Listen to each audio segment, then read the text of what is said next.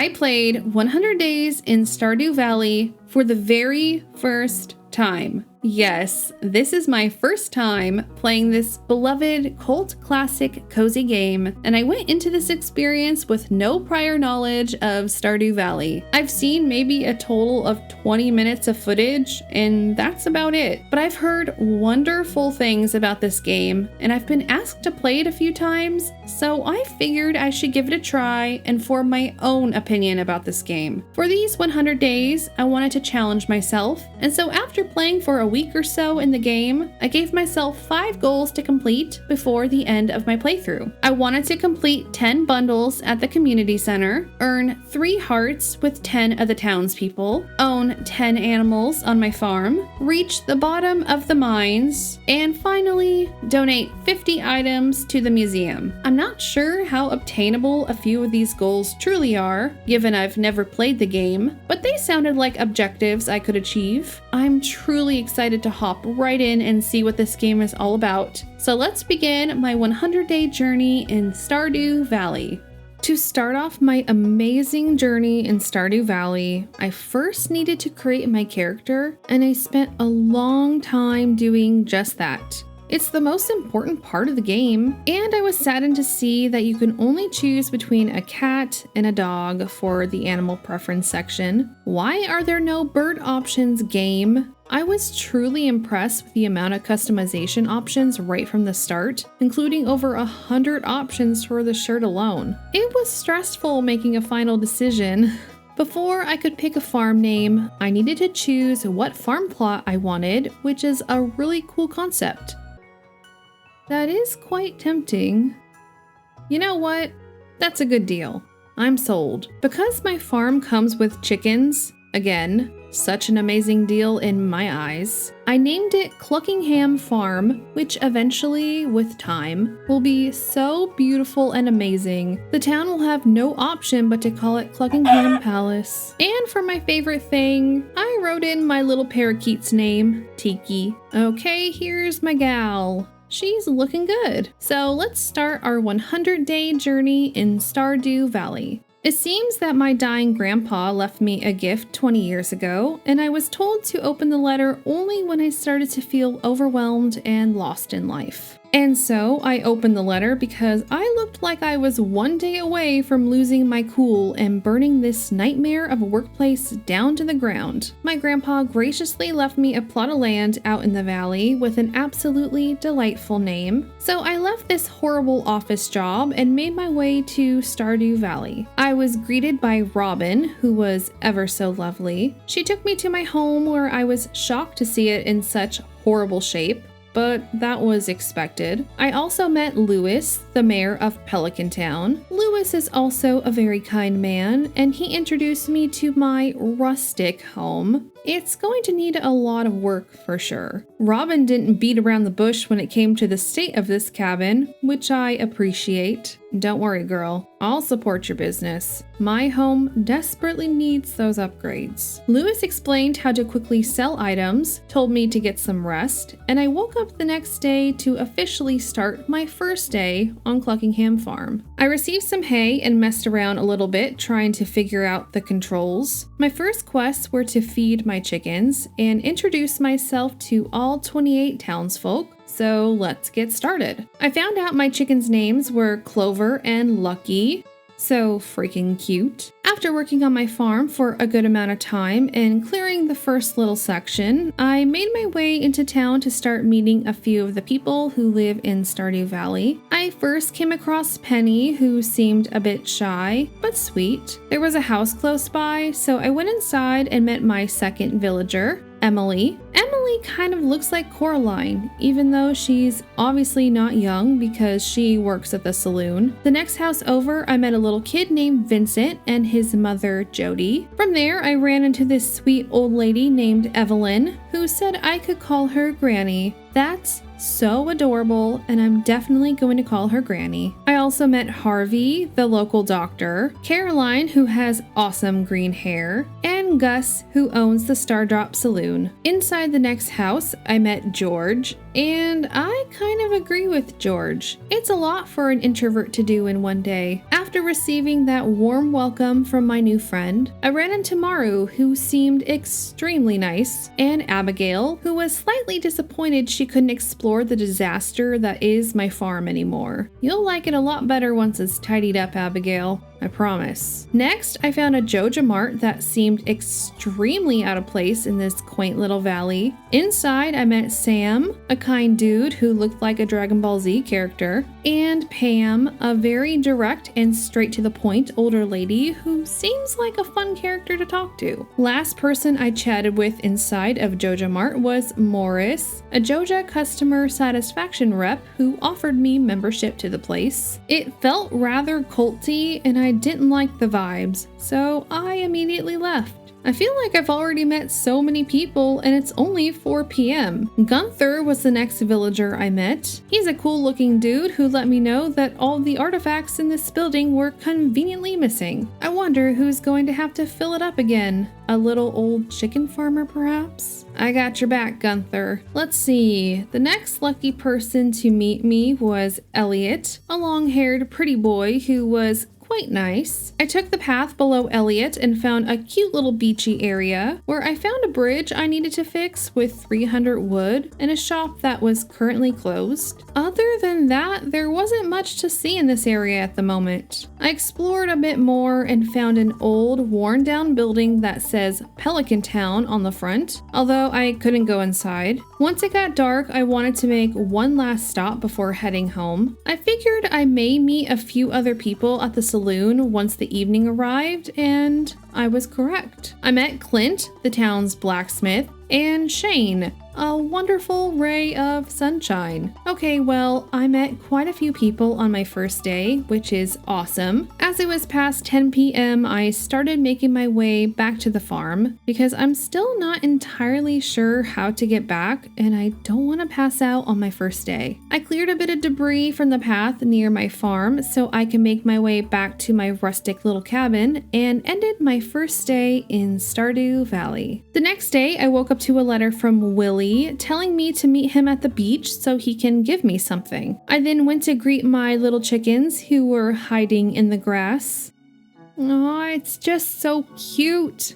I'm so happy I went with the farm that included chickens. I decided to clean up my farm a little more and make the walking path a bit clearer so I can find my way back to the farm easier at night. I cut some grass, chopped some wood, and while breaking some rocks, I found my first geode. I'll make my way to the blacksmith's next time I'm in town, but in the meantime, I made my way down to the beach to meet Willie. Willie seems like a nice guy, and he gave me his old fishing rod so that I can also participate in catching fish around town. From there, I went into town to see if I could find some more people to talk to, and I met Pierre, the owner of the local general store. He gives off protective dad energy.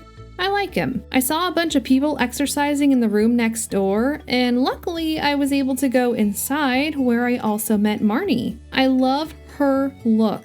It's so warm and inviting. Right outside the general store, there was a calendar that listed everyone's birthdays and all the events for the season, which will come in handy, I'm sure. Next, I found Alex roaming around, and my first impression based on looks, he seems like a jock.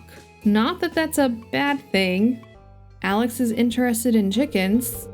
I will remember that. Next, I ran into Jas, a cute shy child who was hanging out with Vincent. I have 5 more people I need to meet in town, so I'm going to search a tad bit longer to see if I can find any unrecognizable faces. While searching, I noticed a little exclamation mark in front of Pierre's, and there was a quest from Robin to bring her 20 pieces of wood today. I thought I'd give it a shot, even though I have no idea how to track people in this game. I did find her house at the top of the map, and I've yet to explore that area, so that's where I'm headed. But unfortunately, I got there too late, which is a bummer. I did find a guy named Linus camping on the hill nearby all by himself, looking a little worse for wear. He made me quite sad, and I felt really bad for him. I made my way back home and decided to use the last few minutes I had for the evening to clean up more, and realized that it wouldn't matter if I caught Robin in time. I didn't even do the quest correctly. The next morning, I woke up to rain and decided to check up on my chickens. And they grew up. Oh, they always grow up so fast. They also laid their first set of eggs, but I had no more room in my inventory to pick them up, so I crafted a chest and put some of my items inside so I could collect the eggs. Once I did, I completed my first quest, earning 100 G. Not sure what the currency in this game is called. Looks like gold, so I think I'll call it that. I also received 2 more quests, to build a silo for my animal feed and to reach level 1 in farming. Easy peasy. Also, I think I still have time for Robin's quest, so I'm going to collect some more wood and see if I can still complete it. While on my way to Robin's house, I ran into another new face, Sebastian. He looks like a member of My Chemical Romance and seems really cool. Just a handful of villagers left to meet. I finally made my way to Robin's place, and I was elated to see that I was able to complete the quest because I need to start earning some money. And I met another villager, Demetrius, a local scientist. He seems chill. Just 2 more people left, and it seems to be 2 women and a wizard. I'm guessing the wizard dude doesn't count towards this quest. I picked up a few radishes and made my way back to the farm, and I figured I'd clean up a bit more and then go back into town when it's dark to see if the last 2 women end up being at the saloon in the evening, making my life easier instead of running around town looking for them. I chopped down a bit of wood and spent most of my time chopping down grass, and once it reached around 8 p.m., I'd made my way into town. I met Leia, who just seemed like an adorable bundle of joy. I have 1 person left, and it's the blonde girl. Where would I find a pretty, most likely popular girl in the valley? I took the time to say hi to everyone in the bar, and Pam seemed a bit depressed, and Shane was still rude. And he looks like a bum. I'm on a mission to find the last person to finish that quest, and I noticed on the map a house that said home of Emily and Haley, and I don't think I've met a Haley yet. So that's where I'm heading first thing tomorrow morning. When I left my house, I found that I had mail, an advertisement from Pierre's advertising more storage. I mean, I do need to upgrade my storage, so I'll look into that soon. But for now, I'm going to head over to Emily and Haley's home because I don't want to miss my chance of catching Haley. Once it was 9, I went inside the house, but couldn't go through the door. While I was waiting for her to leave her room, I did a bit of snooping and found a letter in the kitchen. I think that Emily and Haley are sisters, and the letter was from their parents who have been on vacation for at least 2 months or so. It's cool that I'm starting to get more character backstories in the game. She finally left her room at 11, and I was able to speak with her. She seems nice, a bit ditzy, but nice. Wow, never mind. She's extremely rude. Well, now that that's done, I made my way back to the farm to chop down some more wood so I can complete the bridge near the beach. Wait, what does that mean? I decided to give Caroline the flower as my first gift because she's adorable and kind. I found another flower and gave it to Sam, but he didn't like it, and I felt so embarrassed that I just wanted to hide in a hole. So I decided to hide my shame and spend the rest of the evening cutting grass on my farm. The only thing that made me feel a bit better was the fact that I leveled up my foraging, which unlocked a few new recipes as well. Bright and early the next morning, I received a letter from Joja Mart. They seem to follow me wherever I go, like an Amazon warehouse. I started the day off by checking on my cute chickens, replenishing their food and gathering their eggs. From there, I made my way into town and ran into a cutscene with Mayor Lewis, who talked about the worn-down Pelican Town Community Center and how he was sad at the state of this once bustling building. He said Joja Corp wants to use this piece of land as a warehouse. They literally are Amazon. I was right. But he said if someone else on the island buys a membership, he's going to give up and sell it. I think he's threatening me since I'm the only new person on the island. Once we went inside, a cute little green guy popped out and then disappeared. So I am the chosen one, it seems. That's rude, Lewis. It seems like this is the beginnings of Breezy becoming the village crazy lady. See? Lewis no longer wants anything to do with me. Well, I'll make sure I fix this place up. We don't need Jeffrey Bezos buying up more land. I made my way to the blacksmith's and opened up my first 2 geodes, receiving some sandstone and 5 copper ore. Why do I even bother saying hi to you? Next, I made my way to Pierre's, and I didn't have quite enough money for a backpack upgrade just yet, so I'll have to come back later on. I also found a quest to deliver an amethyst to Elliot. I haven't even discovered the mines yet, Elliot. Please just chill. What does that mean? Am I missing something? I cleaned my farm up until I ran out of energy, went to grab a few things to sell for money, and noticed I could donate the sandstone to the museum, so I'm gonna try and do that tomorrow. For the rest of the evening, I ran around and explored the valley, trying to better familiarize myself with the town's layout. I also ran across this little patch of veggies, so hopefully I'm not stealing from anyone, but also I need them. I came back home, sold the items I foraged, and headed to sleep.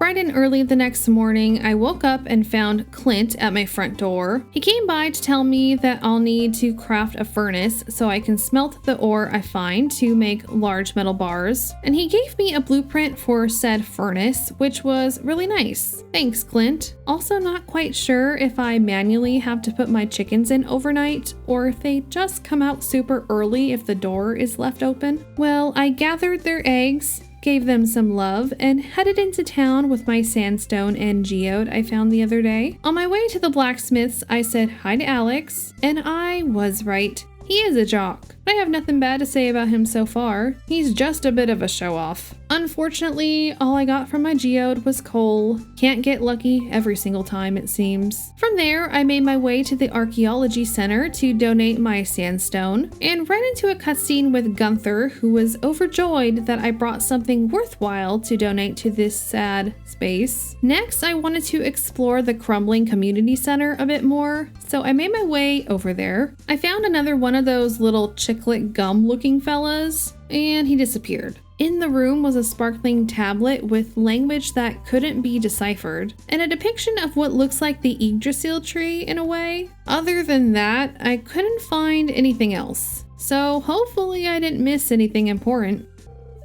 At least this time she didn't insult me. I foraged a little bit and went home to chop down some more wood so that I could fix this bridge by the beach. I made my way there, fixed the bridge, and found some scavengeables around the tide pools and near the dock. On my way back to the farm, I found something moving in the sand, smacked it, and found a book. And it automatically teleports to the library, which is nice because that's one less thing for me to do. I sold everything I found on the beach, chopped a few more trees down, and went to sleep. And I made way more money than I thought, so I'm gonna go and buy that backpack upgrade tomorrow.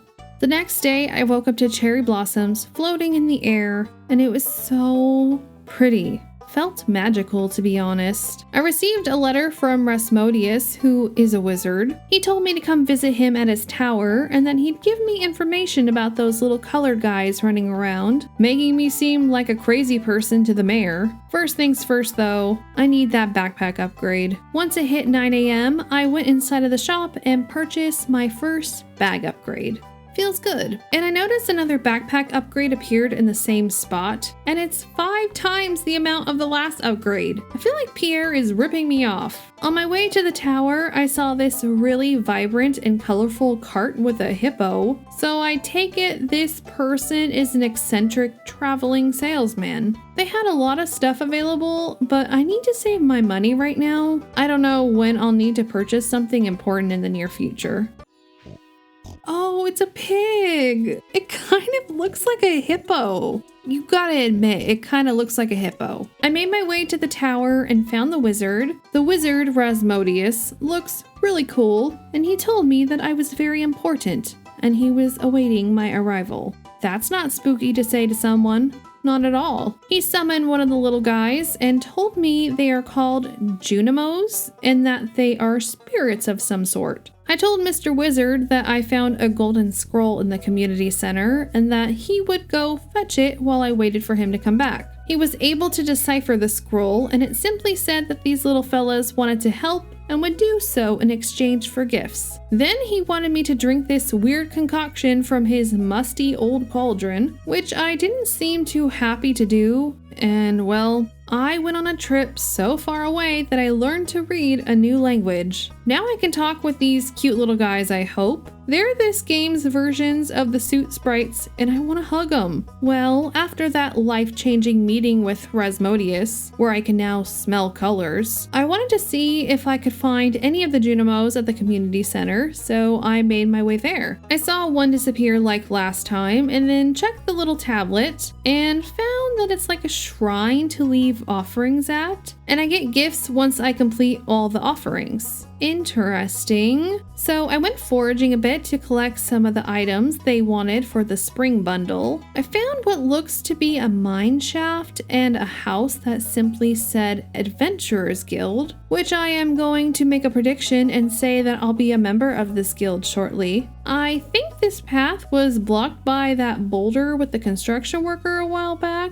Well, I couldn't go towards the right because the bridge was destroyed, so I decided to go inside this cave and met Marlin, who told me this mine shaft has been abandoned for a long time and probably contains monsters. Probably some debt collectors too. He gave me a sword, so yes. Monsters are probably down there. Marlin runs the Adventurers Guild and told me I needed to prove myself before I can become a member. So I decided to explore the mines a bit and made it to the second level, finding quite a few new items, which was really exciting. I left as it started getting late, found a little possum that I wanted to pet, but ran away, and I found 4 new minerals that I could donate to the museum, which I'll do tomorrow. I then decided to use the rest of my energy chopping down trees on my farm before calling it a night. I leveled up my foraging to level 2 as well. After checking up on Clover and Lucky, I chopped a few trees and started making my way into town, picking up any items I found on the way to donate to the community center. Some of the books I found on the beach appeared in the museum, including one from Marnie, which is like a little cheat sheet for animal care. Another book was on foraging, stating to clear areas of weeds, stumps, and stones to better your chances of items spawning more often. After I finished reading, I donated the 4 new minerals I've received the previous day and received some cauliflower seeds as a reward, which is awesome because now I can start to plant some crops on my farm. I also found some carrot seeds on the beach, which was really lucky. The carrots will take 3 days and the cauliflower 12, but I'm just happy I'm finally able to plant some stuff on my farm. Once I planted and watered my seeds, I found I had some random seeds in my chest and planted those as well. I made my way to the community center and donated 3 of the 4 items I needed for the spring foraging bundle, leaving a dandelion as the last needed item, so I'll be on the lookout for one over the next few days. When I exited the community center, I saw Linus rummaging through the garbage, and he got spooked when George came outside because of the noise. There is only one right answer here. All of the other answers are incorrect. This sweet, poor man. I'm going to start visiting him more often.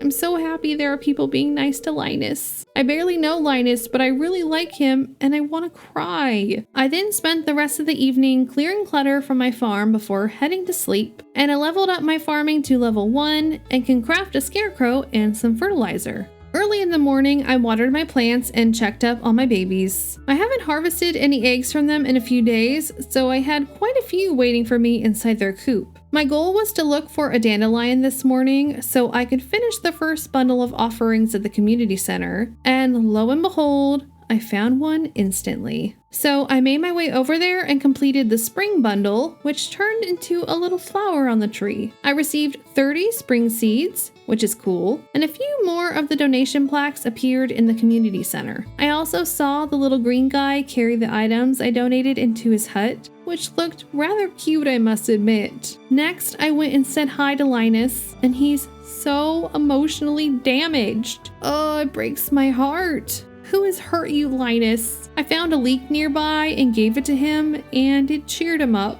We all need to protect this man. This poor, sweet man. Next, I made my way to the mines because I wanted to reach level 5 today and complete that quest. And I ran into my first set of monsters. But they're too cute to be monsters. They're squishy. I made my way through the levels and found a few interesting items such as a dwarf scroll and special fertilizer. Once I made it to level 5 and cleared out all the monsters, I left the cave and my journal entry updated, asking me to now reach level 40 in the mines. I think I'll need to upgrade my equipment first, but I'm happy with the progress I made today and decided to head back home, plant all of my new seeds I received, and end the day exhausted and close to passing out.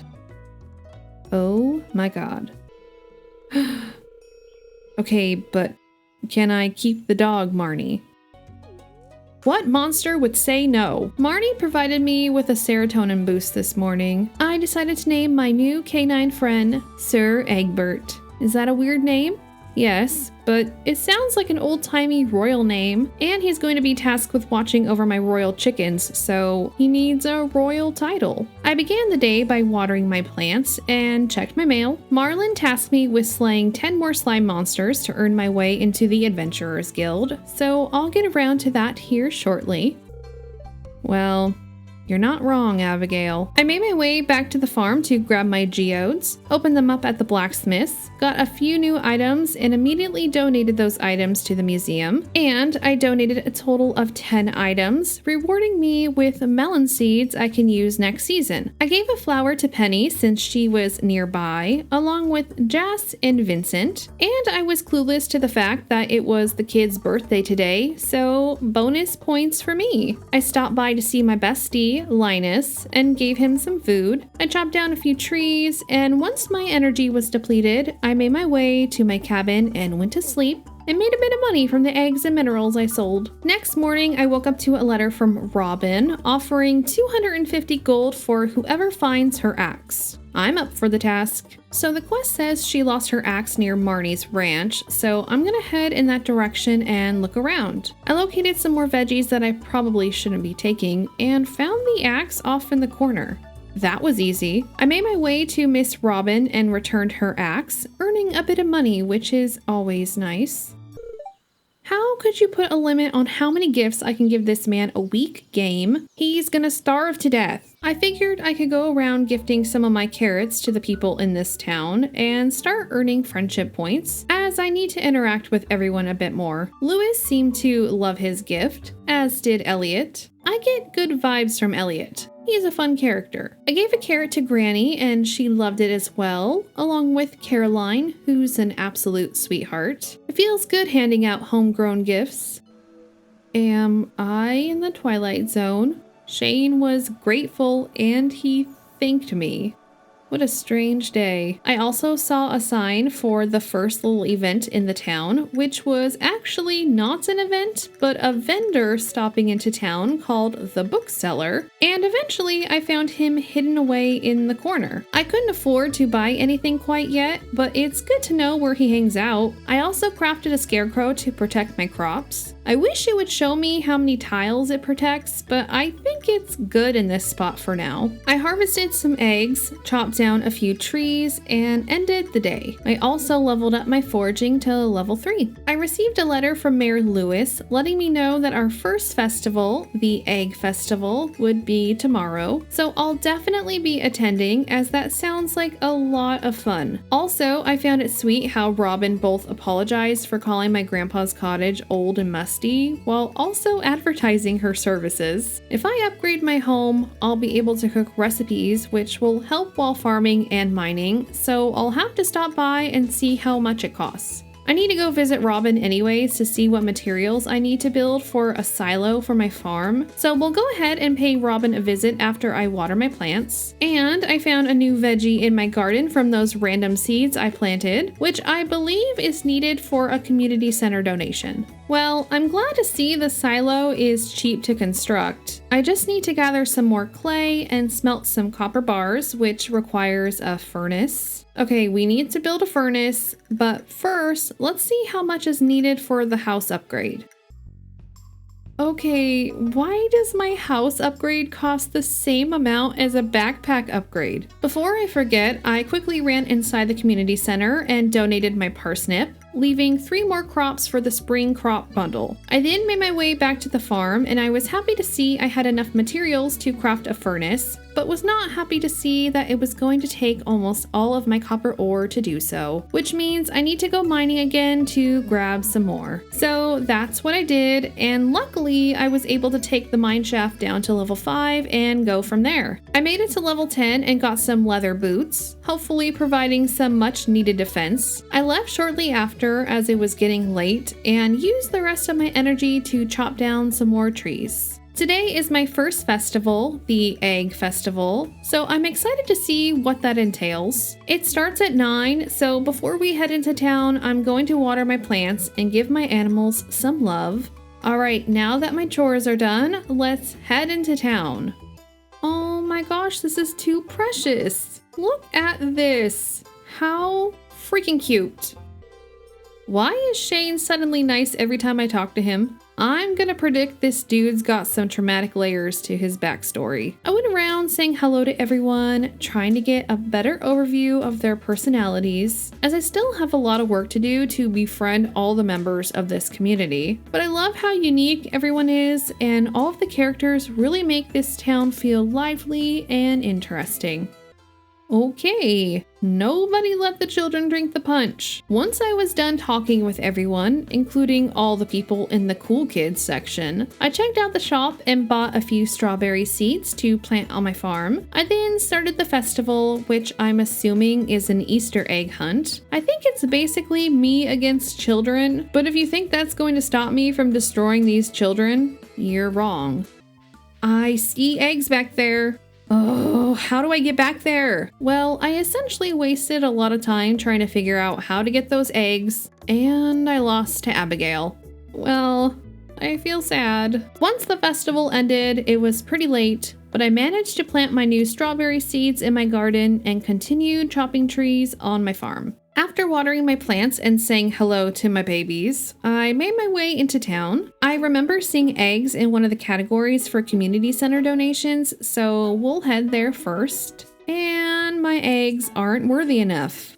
Well, that was a waste of time. I do have 2 geodes to open at the blacksmith's, so let's go there, and on the way, I gave a few people some gifts. Thankfully, I got a new mineral, malachite, so I went ahead and donated that to the museum while I was in the area. Next, I need to find clay. I need 10 clay to build the silo from Robin, so I think the best place to look would just be the beach or random dirt patches. I decided to go look for some on the beach, and I wasn't very successful, unfortunately. While making my way back to my farm, I ran into a cutscene with Jas and Vincent hanging around a disgusting sewer pipe, and they wanted to go inside. Kids these days. While eavesdropping, I did hear them say that Gunther had the key to the sewer, which is good to know. The kids heard something moving in the pipe and got scared and ran behind me. But me being brave, I went to go investigate, which was a mistake. I decided to head inside of Marnie's ranch to take a gander at how much the animals would cost me, and the chickens don't seem too expensive. But I'll need larger homes for the other animals, it seems. I need to get more serious with making money if I ever hope to have a large, thriving farm with millions of animals roaming around on it. I decided to eat some of my parsnips and try to find a bit of clay near the ranch, and I found some. Only 2 pieces were obtained, but at least it's something. While foraging, I gave out a few more flowers, and I should have known the emo kid wouldn't like flowers. I also tried to give Shane a flower, and my act of kindness was meaningless in the end. I decided to buy a bit of bread to use for energy tomorrow, as I really want to collect the clay that I need to finish that quest. And I made enough money selling my eggs and forage items to offset the cost of the bread I bought. I started off the day watering my plants, which unfortunately wastes a lot of my energy, but I want to make sure they all have time to fully grow before the season's over. I then continued my hunt for more clay, but on the way noticed this cave by my home was now open. Is this something I should be concerned with later on? Am I missing something obvious? Is it just storage of sorts? I'll have to come back to those questions at another time because now it's hoe time. I spent a good chunk of time digging around my farm and luckily found enough clay for the silo. Now I just need 5 copper bars, which means my next task is mining, although I will need to wait until tomorrow to do that as I don't have enough energy. While making my way into town, I found a bush that looked a bit different, interacted with it, and I got some salmon berries. What a great find, and I'm sure I could donate these to the community center as well. That made me want to look around town a bit more and forage, and I found 13 more of those bushes, which is honestly amazing. Now I'll have plenty of food for the mines tomorrow. It was raining the next morning, so I went to check on my chickens, and they finally produced some large-size eggs. I knew my chickens could do it. Before leaving for the mines, I checked my mail and received a letter from Pierre, letting me know he's selling fertilizers now, although I'm not digging how he worded the letter. Makes it sound like I'm poor and he wants me to prove to him that I'm not poor by buying a lot of units from him. One last stop before heading to the mines. I wanted to donate my 2 large eggs and the salmon berries if I can, and it seems like these berries are not important. I made my way to the mines and just started from the first level and made my way down because my equipment is still pretty weak and I don't need to be fighting for my life more than I should. While mining, I defeated enough of those little slime monsters to become a guild member, so we'll check that out once I'm done. Well, I think I gathered enough ore to make 5 bars, and it was getting pretty late, so I left the mines to make my way back home. I also leveled up my farming to level 2 and can make mayo with my eggs. My combat also leveled up to 1, and I can now craft a few more items as well. First thing I did to start off this wonderful day was to get a copper bar firing up and harvest a few more crops that popped up in my garden. I need 5 bars for the silo and 1 for the mayo machine, so I fired 6 bars, crafted a mayo machine, and started her up. I then purchased my first building, a silo, which should begin construction tomorrow. I feel like I'm making progress, maybe not as fast as you veteran Stardew players, but I'm happy with where I am so far. Next, let's go visit the Adventurers Guild so we can become members. But first, this just feels good, you know? Is there no initiation or anything? No ceremony? Okay, I met another guy named Gil who was unimpressed by my presence, and I'm assuming he'll find me worthy of conversation if I fulfill these goals posted on the wall. Alright, well, I was hoping for more than a snarky comment and a shop, but I'll take what I can get. I came back home and my first jar of mayo was done, and I decided to start another jar and spend the rest of the evening chopping down more trees. To start the day off, let's check on my chickens and get some more mayo going. And thanks to this berry bush, I noticed a little path behind my home. Once I cut down the tree, there was a little statue with a mouse on top. I'm not sure what it's for, but perhaps something green needs to be placed inside? And that got me curious, so today I just spent time on my farm, cleaning up the place more and focusing on creating artisan goods to sell. I cleared out a good portion of the trees around this broken building, which I'm sure will be important later on, and discovered I could make energy bars from all the seeds I've been finding on my farm, which is kind of cool. I also found another book, so I think despite the fact that I spent the entire day chopping down trees, it was pretty productive, and I found some cool things on my farm in the process. Plus, I leveled up my foraging to level 4 and earned over 1,000 gold on my artisan goods. It was a nice, relaxing day. My silo finished construction, and I earned 100 gold for completing that task, leaving the Reach Level 40 in the Mines quest the only current one to complete. I want to upgrade my tools before I attempt that, so I need to grab more copper. I also received a quest from Jody to bring her some cauliflower, and hopefully they'll be ready to harvest in the next few days. Oh, what do I do with it? Equip it? That works too. Well, let's head to the mines and try to find some more copper so I can upgrade my sword and pickaxe. I was in the mines until 9 p.m. and found a decent amount of copper ore, enough to the point where I was satisfied with my haul. So I went home and began firing some bars so I can try to upgrade my sword and axe at the blacksmith's tomorrow. The next morning, I was pleasantly surprised to see my cauliflower was ready to harvest, so I could submit one to the community center and give one to Jody like she asked. I also got a letter from my dad with money inside.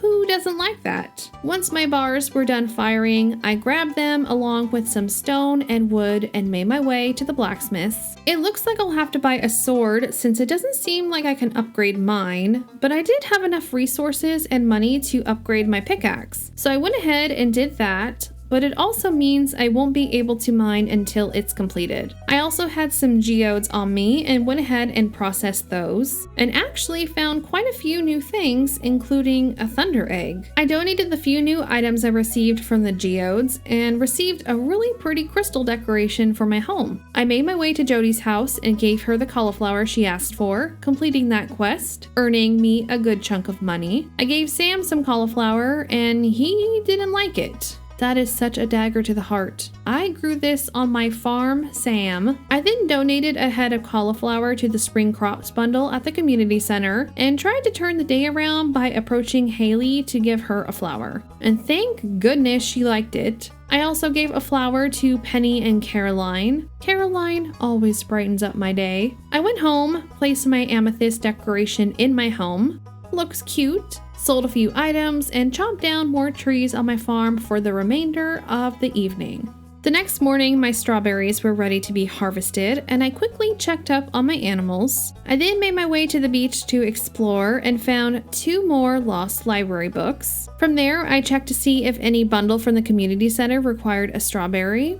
It did not. But while I was there, I donated a stack of wood to the construction bundle, and I wanted to do something different today, so I thought I'd try fishing since I've yet to do that. I started out by fishing in the little ponds on my farm, and I was having a hard time figuring out the mechanics, honestly. And yeah, it took a bit of time to get used to, but I caught my first fish, a sunfish. I then made my way down to the river to see if I could catch anything different, and immediately caught another sunfish. I tried a few more times and caught 2 chubs, so overall, not a bad day. I leveled up my farming to level 3 and can now craft a bee house. I also leveled up my fishing to level 1 and made 665 gold for the day. I woke up to a message that my axe was ready to pick up, so we'll swing by the blacksmith and grab that in just a bit. First, we gotta take care of the pets.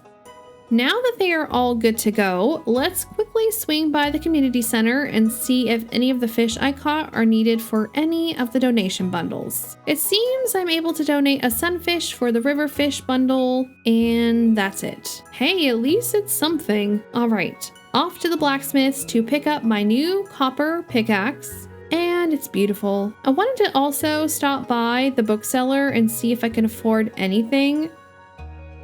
Near the bookseller, I did find a rusty spoon in the ground, and I guess I could donate this to the museum, so at least something productive happened in this area. Since I was near the museum, I quickly donated the artifact and received some starfruit seeds that I can plant next season. Very cool. Sam.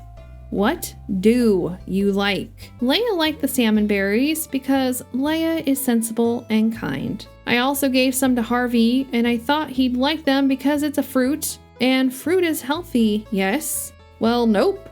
Guess again, Breezy. He's allergic to them like a dork. Okay, I'm not gifting these berries to anyone else. For the rest of the day, I decided to go mining, even though I still have my sword that's really awful. But I figured I'd test out level 10 and beyond and see how bad I am at combat. The little seeker missile flying bugs are a tad annoying, but funny enough, the little green slimes are the most annoying to me. Maybe it's because my sword sucks, but I just hate them, even though they are cute. I'm being bombarded and I'm overwhelmed. And it's late.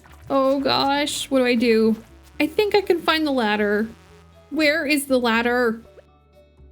Well, That was embarrassing. Seriously though, I saw no rocks to break. Only the monsters pretending to be rocks. I obviously was not prepared. Guess I'll try another day.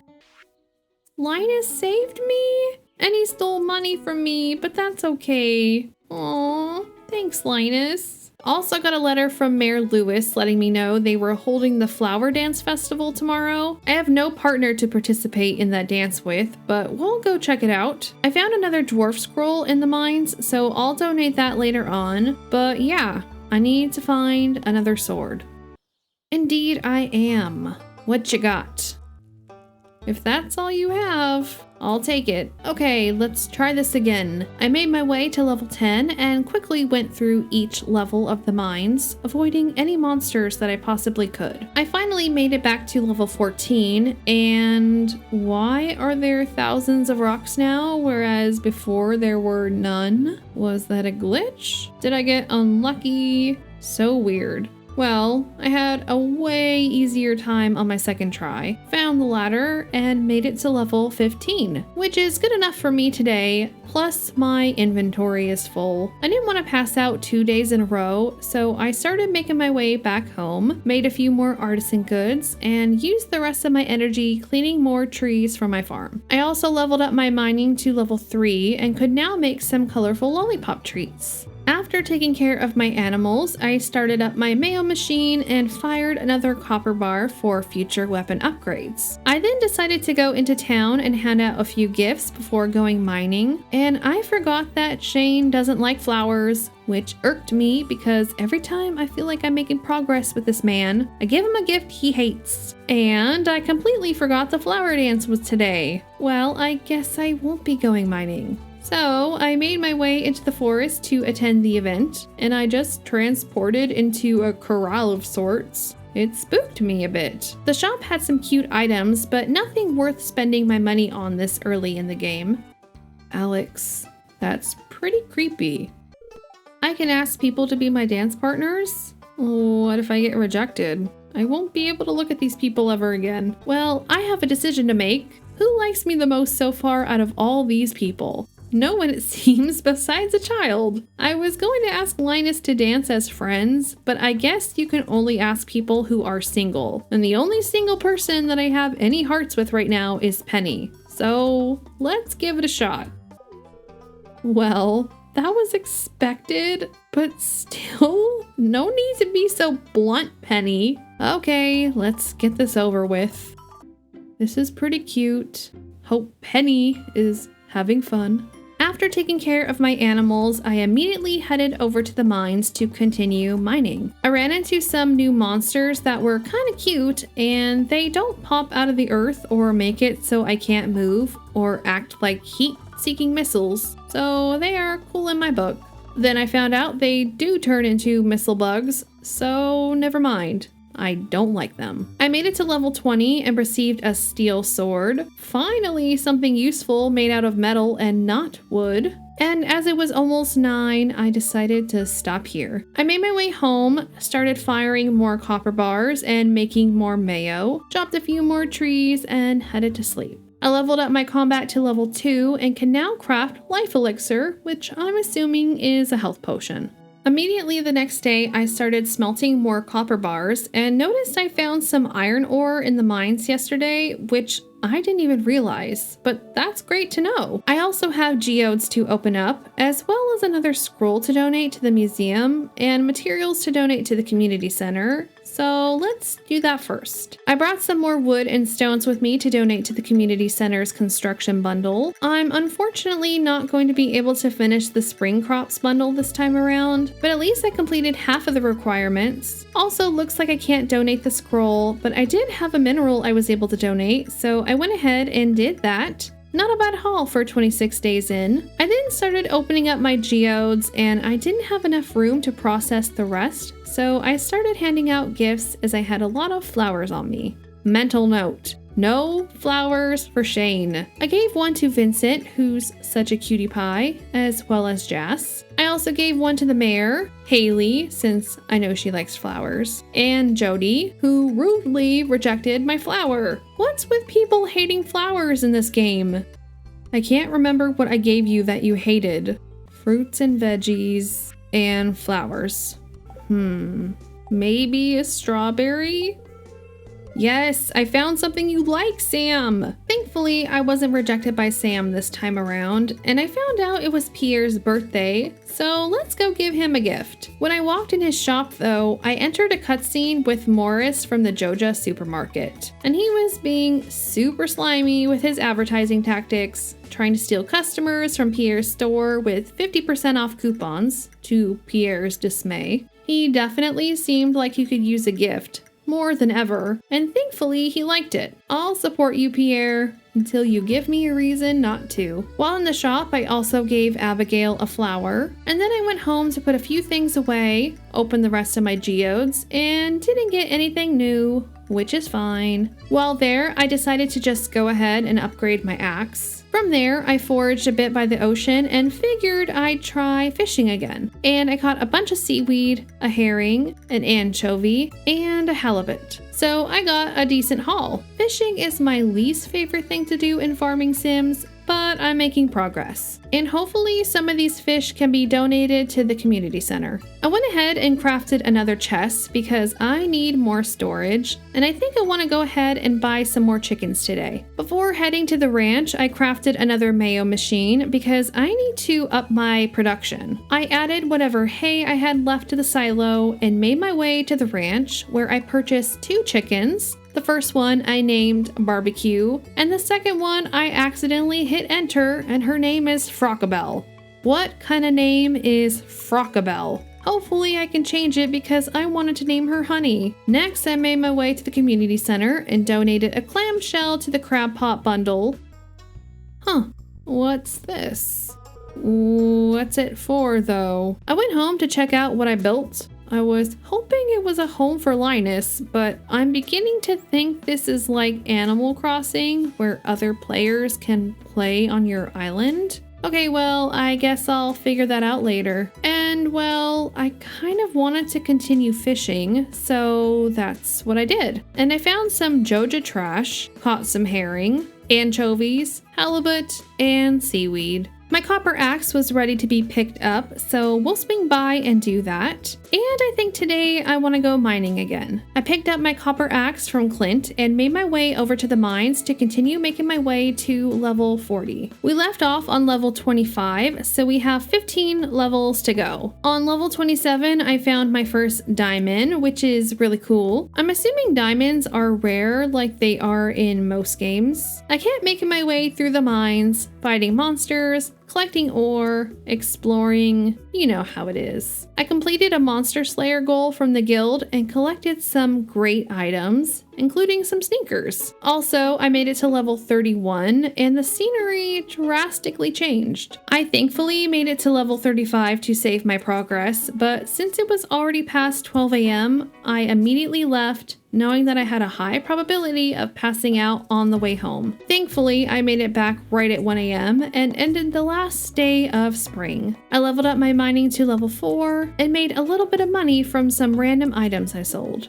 Today is the first day of summer, and may I say, I love the peppy music for the new season. Alright, today we are focusing on planting any and all new crops I can get my hands on. The grass looks so much more vibrant in the chicken coop area. Oh, everything looks so pretty and the landscape has changed. It's so lovely. I made my way into town to wait for Pierre's shop to open so I can buy some seeds. I bought as many seeds as I could with the money I had. I wish it was more, but it's a good start for the season. So I made my way back to the farm and started tilling the dirt for my crops. The scarecrow says it protects 8 tiles. I'm assuming that means 8 by 8, but just for extra precaution, I'm going to craft a few more after I finish planting all of my seeds. I also had some melon seeds and a starfruit seed in my inventory that I'm also going to plant. So I'll have a way larger variety this season than I did in the springtime, which is really exciting. I crafted some basic fertilizer to put on my crops, watered them all, and there we go. It took all day and all of my money, but it will be worth it in the end. I also crafted those 2 more scarecrows. Don't know if that's overkill or not, but I don't want to take any chances. Also, how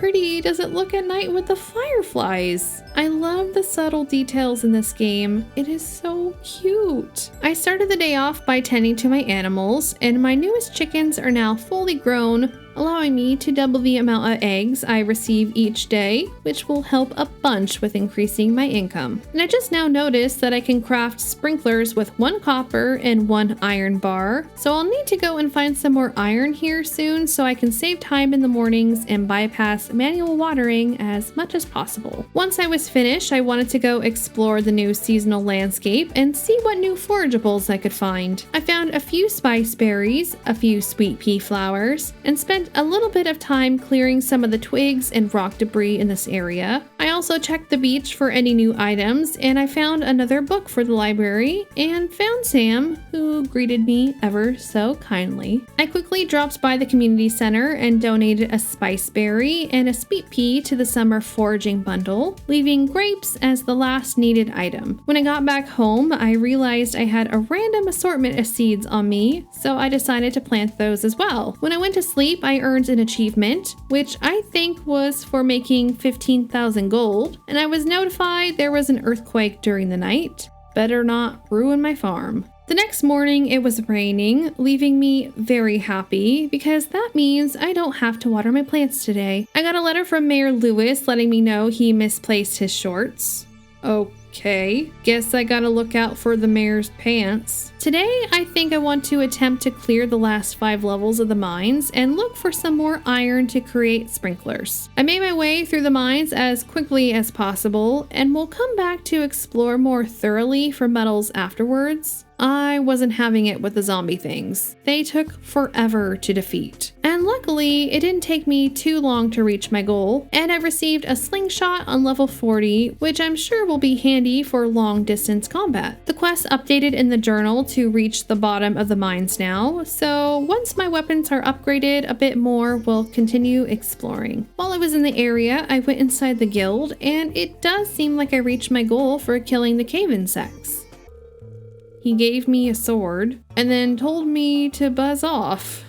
Well, I'll take the sword. The sword I've received is so much better than what I have. It looks a tad strange, but looks aren't everything. I donated some grapes to the summer foraging bundle, completing it and unlocking another offering area. The new donation area had a minerals bundle, which I was able to donate some quartz to, a monster bundle, and a metal bars bundle. I explored the beach, found a seashell and a shady old guy standing in the corner offering to sell me an amulet. So I guess I'll come back later. I decided to finish off the evening by going around and cleaning up my farm a tad more. And now that my axe is upgraded, I can destroy those large stumps, which provide me with hardwood, which I know I need for a few things. When I went to sleep, I leveled up my foraging to level 5, and it had me choose a profession. I don't really know which one would be more useful, but I felt the forester one would come in handy more often. The next day, I woke up to a strange letter from the Hat Mouse, letting me know he sells hats out of an old house. I know there is an abandoned house south of the map, so maybe he's there. I also got another letter from my dad, enclosed with money from my grandpa who left me this farm. Every time I receive a letter from my dad, I know it's going to be good because it'll include money. First, I need to water my garden, and that took forever. Maybe I should work on finding iron ore. So I figured, sure, why not? At this point, I need sprinklers. So back to the mines I go, and this time the levels looked cold and frozen, so hopefully I'll find some iron down here. And wouldn't you know it, I did find iron on the next level, which makes me happy. And there is a new enemy, actual suit sprites. They don't seem as annoying as the slimes, but I also haven't gotten hurt by them yet, so I'll reserve judgment until I do. I made it to level 45, and I didn't have much food or health left, so I decided to leave for the day. I found 24 pieces of iron though, which isn't all that bad. I immediately started firing an iron bar so that I can begin crafting sprinklers, but it didn't finish in time, so I'll pick this up tomorrow. The next morning, I woke up to a green rain, and I found that there was an abundance of grass around my garden, and I even got some moss after knocking a few down. I got a letter from Gus, who was just as confused as I am, but said the saloon would be open all day long, so I think I'm going to stop by there, as well as the blacksmith's, community center, and museum, as I have a few items in my inventory I need to drop off at all 3 of those locations. Also, I take it this is a rare event because even the trees look different, and I found this tall vine, and when I cut it down I got a resource I've never seen before called a fiddlehead fern. So I'm also going to focus on resource gathering today as well. First stop, the community center. I finally had enough hardwood to complete the construction bundle, and completing this bundle opened up yet another section of the community center to complete. And this section seemed to contain a lot of items from various townsfolk, like bakery items, dyes, ranch products, and so on. I donated some bat wings to the adventurers bundle, a frozen tear to the geologist bundle, a cockle I found on the beach to the crab pot bundle, and a cave carrot to the exotic foraging bundle. I received some summer seeds and a charcoal kiln as rewards for completing the last 2 bundles. Next, I stopped by the museum to donate the diamond I found a while back, and then stopped by the saloon to see if anything was happening due to the event, but it was just open earlier than usual, and there were quite a few people inside. So I decided to talk to everyone and get their take on this weird weather, and it was fun to listen to everyone. A lot of people were panicking, some believed this was a sign from the heavens, and others were trying to take advantage of the situation. But I definitely wanted to take advantage of the weather and grab as much moss as I could. So I went around chopping down grass and trees, collecting resources for a large part of the evening. I then crafted 2 sprinklers, so we'll test those out tomorrow. Oh my god, my chicken got out. And of course it's Frocabelle that got out. How do I get her back in? Maybe she'll follow me with hay? No. Dude, come on. Where did it go? I can't just pick it up, it's gone. This is not what I wanted to spend 5 hours doing. Well, I'm glad I wasted a big chunk of my day chasing my chickens around. My hot peppers and wheat were ready to be harvested, so I got my first harvest of the season. I also had some wildflower seeds I found yesterday, so I planted those in the garden where the wheat was, as there was still fertilizer in this space. Alright, let's head into town to do a few things. Was there always a staircase here? Excuse me? Excuse me? I have been walking past this section the entire time? What's this? Is this a sauna or a bathhouse? Oh my gosh, this is too cute. And my energy refills. Look at me, I'm absolutely loving it. And I ran out of time once again to go to the blacksmith's to open my geodes, but we'll stop by the community center to donate a few things instead. One of my hot peppers for the summer crops bundle, and an earth crystal for the geologist bundle. I then went to bed, leveling up my farming to level 4, enabling me to craft a jar to make what I assume are jams and jellies. Well, it seems these sprinklers don't have a very high range. They honestly kind of suck. And I'll have to craft more and start thinking about their placements in the garden to get the most out of the ones I have. I watered my garden and had a few peppers and some radishes that were ready to be harvested. Once that was done, I made my way to the blacksmith's to finally open up my geodes, where I unfortunately didn't get anything new. I had some flowers on me, so I wanted to spend some time handing out more gifts, as I'm really behind on my friendship goals. I gave one to Pam as the flower matched her shirt, and she liked it. I think my day would be ruined if Pam scolded me for a gift I gave her. I also gave one to Granny because little Miss Granny is the best. Next, I handed out one to sweet little Vincent as well as Sam, who I'm glad to say enjoyed his flower. On my way out of the house, I found Jas and gave her a flower as well. And finally, Abigail, who apparently likes to eat flowers. Not that you can't, it's just not as common. For the rest of the evening, I just focused on creating more space on my farm by chopping down trees. The next morning, I started going through my chests because they are so disorganized. I also noticed I had some summer seeds in my inventory, so I grabbed those, harvested the poppies that were done growing, and planted all of my summer seeds, as well as a few random seeds I had in my inventory. I definitely don't know what to do about the sprinkler situation. I really don't want to waste a ton of iron on sprinklers that only water 4 plants. So maybe I can look into upgrading my watering can to make this task faster in the meantime. It doesn't seem like I can sell anything at the blacksmith's, but I could upgrade my watering can. I really didn't want to waste 2,000 gold on this upgrade right away, as I had other things I wanted to use the money for, but I went ahead and bought the upgrade, hoping it would help make my gardening tasks a bit easier. Also noticed the little ice cream stand was open and Alex was working it. Before I went to the guild, I had to give my good friend Linus a gift. He brightens my day. I also gave Abigail a flower and she hated it. Should have known. And it does seem like I'm able to sell my old weapons at the guild. I didn't get much money for them, but hey, at least it's something. On my way back home, I found another library book on the ground and spent the remainder of the evening clearing out more space on my farm. Once my animals were all taken care of, I decided I wanted to go fishing today to try and catch some summer fish. I found some glass shards on the beach as well as an oyster, and first went to the shack to check on the price for some new fishing poles and entered a cutscene with Willy. I really like Willy's personality. He's a fun older character, and he let me know that he would give me a special gift if I can catch every fish in the game. Probably a super duper shiny fishing rod or something like that. He also told me he's been having a hard time selling fish ever since the community center crumbled, and hinted that if things got better for him, he'd show me some tricks of the trade. That was super creepy. What? Well, Willy may be holding someone back there against their will. Not quite sure at this moment in time, but that isn't my current concern. I need to see how much his fishing poles cost, and it seems like there isn't anything useful for me quite yet. Okay, that's all I need to know.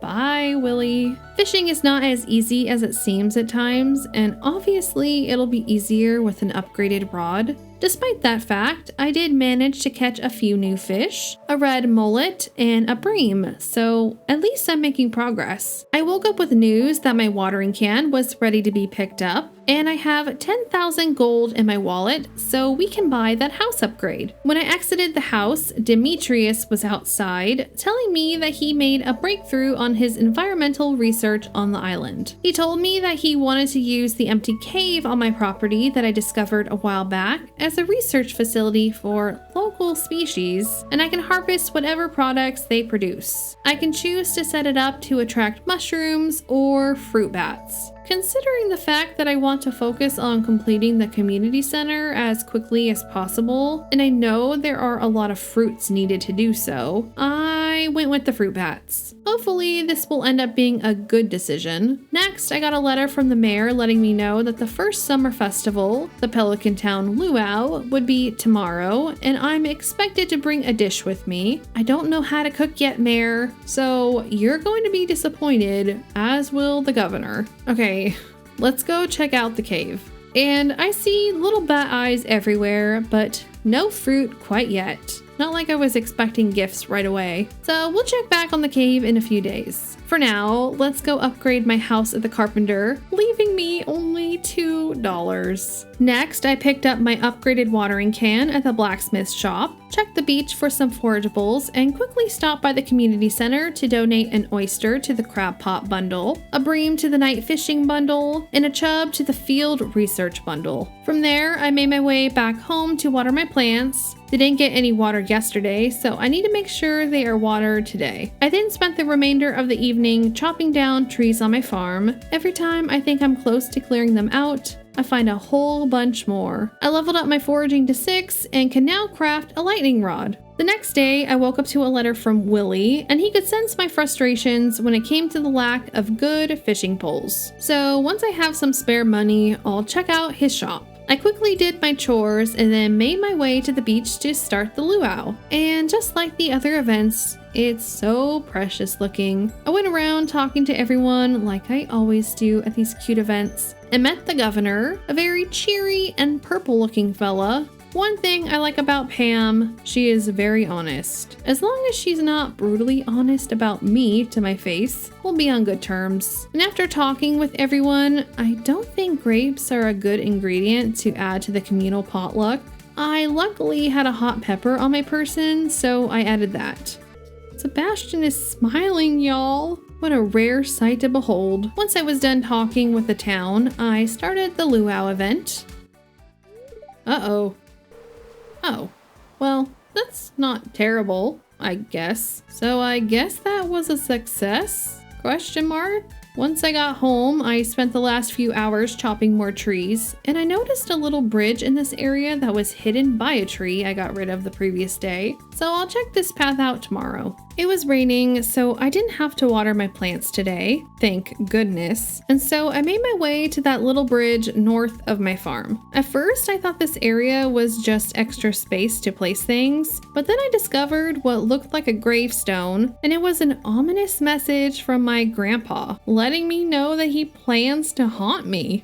That's not good news. Why on earth would you say that to your granddaughter? Coming from someone who grew up in a haunted house, that is not a letter you want to receive from your deceased loved ones. I found this winter root while mining one day, so I donated that to the winter foraging bundle. I donated a poppy and a fiddlehead fern to the chef's bundle, 10 hay and wheat to the fodder bundle, a sunflower to the dye bundle, and a copper and iron bar to the blacksmith's bundle. I then made my way to the beach to check and see how much that new fishing rod would cost me, but I got there too late. So while I was here, I just decided I'd spend the rest of the day fishing. Maybe I'd catch something new. And I did. I caught a few more fish as I slowly made my way home and ended the day leveling up my fishing to level 3. And I woke up to my house upgrade being completed. Now I have a larger house that includes a kitchen, so I'll have to try cooking a few recipes here shortly. And I was happy to see it was still raining. Mother Nature is my hero today. I harvested my peppers and my first round of tomatoes were ready to be harvested as well. I then checked my mail and got a letter informing me that my farm will be featured in the Stardew Valley newspaper because of the progress I've made. Neat. Once my pets were all situated, I made my way to the community center once again because I have a few more things to donate. First, I wanted to add a tomato to the summer crops bundle, so I don't forget to do that. A mussel I found on the beach to the crab pot bundle, the red snapper I caught yesterday to the ocean fish bundle, and a sea urchin to the dye bundle. To keep the momentum of progression going, let's head to the mines today and continue making our way to the bottom of the mine shaft. And I think I had a pretty good run in the mines today. I found an amethyst, some aquamarine, and frozen geodes for the first time, a diamond, and some summer squash seeds. I slayed quite a few monsters and even found this suit with a star above it, and when defeated, it gave me a wooden mallet weapon. I was struggling with inventory issues while on this run, and it made me want to focus on grabbing the next backpack upgrade for the next major purchase, as I could really use the extra room. On level 50, I received some Tundra boots, which upped my defense by 1 point, so I switched them out for the current boots I was wearing, and I really didn't have much room left in my backpack for more items to continue onwards, so I left on level 50. I made my way home and planted my summer squash seeds and added the fertilizer I found in the mines along with them. I then made another chest to try and organize all of my items a bit more. As things are becoming more and more cluttered, it's no one's fault but my own. Once I was a tad satisfied with my chest organization skills, can you guess what I did for the remainder of the evening? That's right, chop down trees. I'm planning to have some trees on my farm. Believe me, I know I need them. I just don't like how close together they are, and so far it seems like they've hidden quite a few secrets. So I want to clear them all out before I plan where to plant them again. Sorry if that bugs any of you.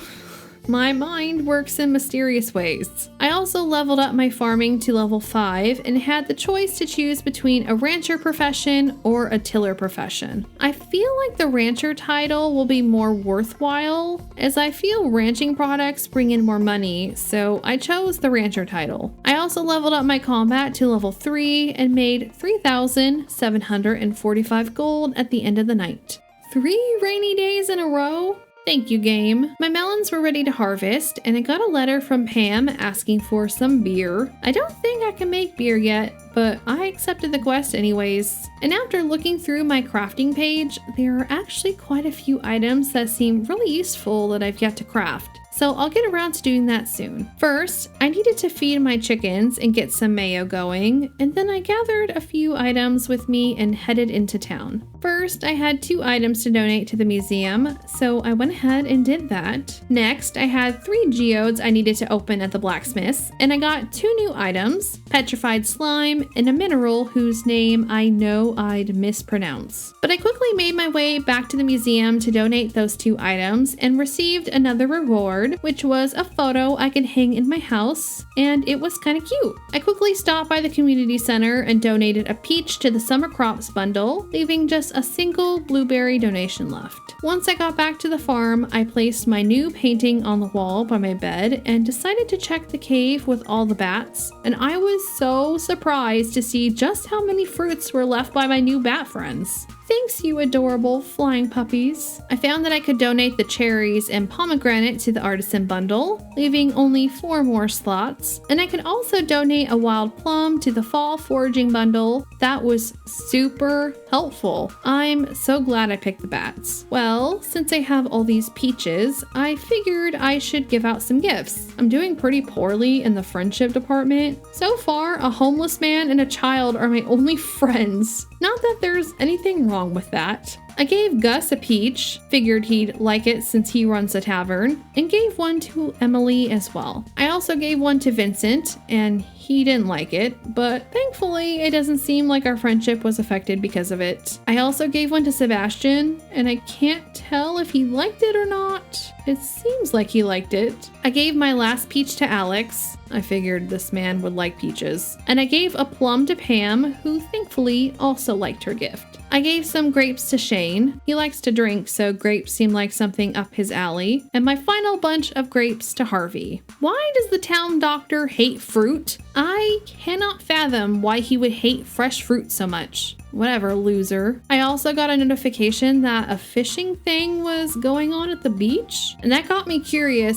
so I went home, grabbed my fishing rod, and headed to the beach. And I didn't see anything. Maybe I didn't look correctly, but I did catch a halibut, so I don't know. I took care of my feathered friends and then made my way to the community center to donate a blueberry, completing the summer crops bundle, and I got an upgraded sprinkler as a reward. Honestly, that's the best gift I could have received right now. Thank you, little chicklet friends. I also unlocked another section called the Vault, which I think just asks for money donations. Why these little guys need money, I couldn't say, but I need to upgrade my backpack first before I offer handouts. I made it back to my farm and placed down my new sprinkler to test out its range the next time it stops raining, and figured I should craft something new as I haven't done that in a while. I found I could craft a preserves jar, and that sounded quite useful, so I crafted it and placed some blueberries inside to create blueberry jam. I went to bed earning enough money to purchase that backpack upgrade, so we are definitely going to do that today. Also witnessed the new sprinkler in action. It's still not as powerful as I hoped, but it's better than the 2 little ones I currently have. I have a lot of items to harvest from my garden, which makes me happy for 2 reasons.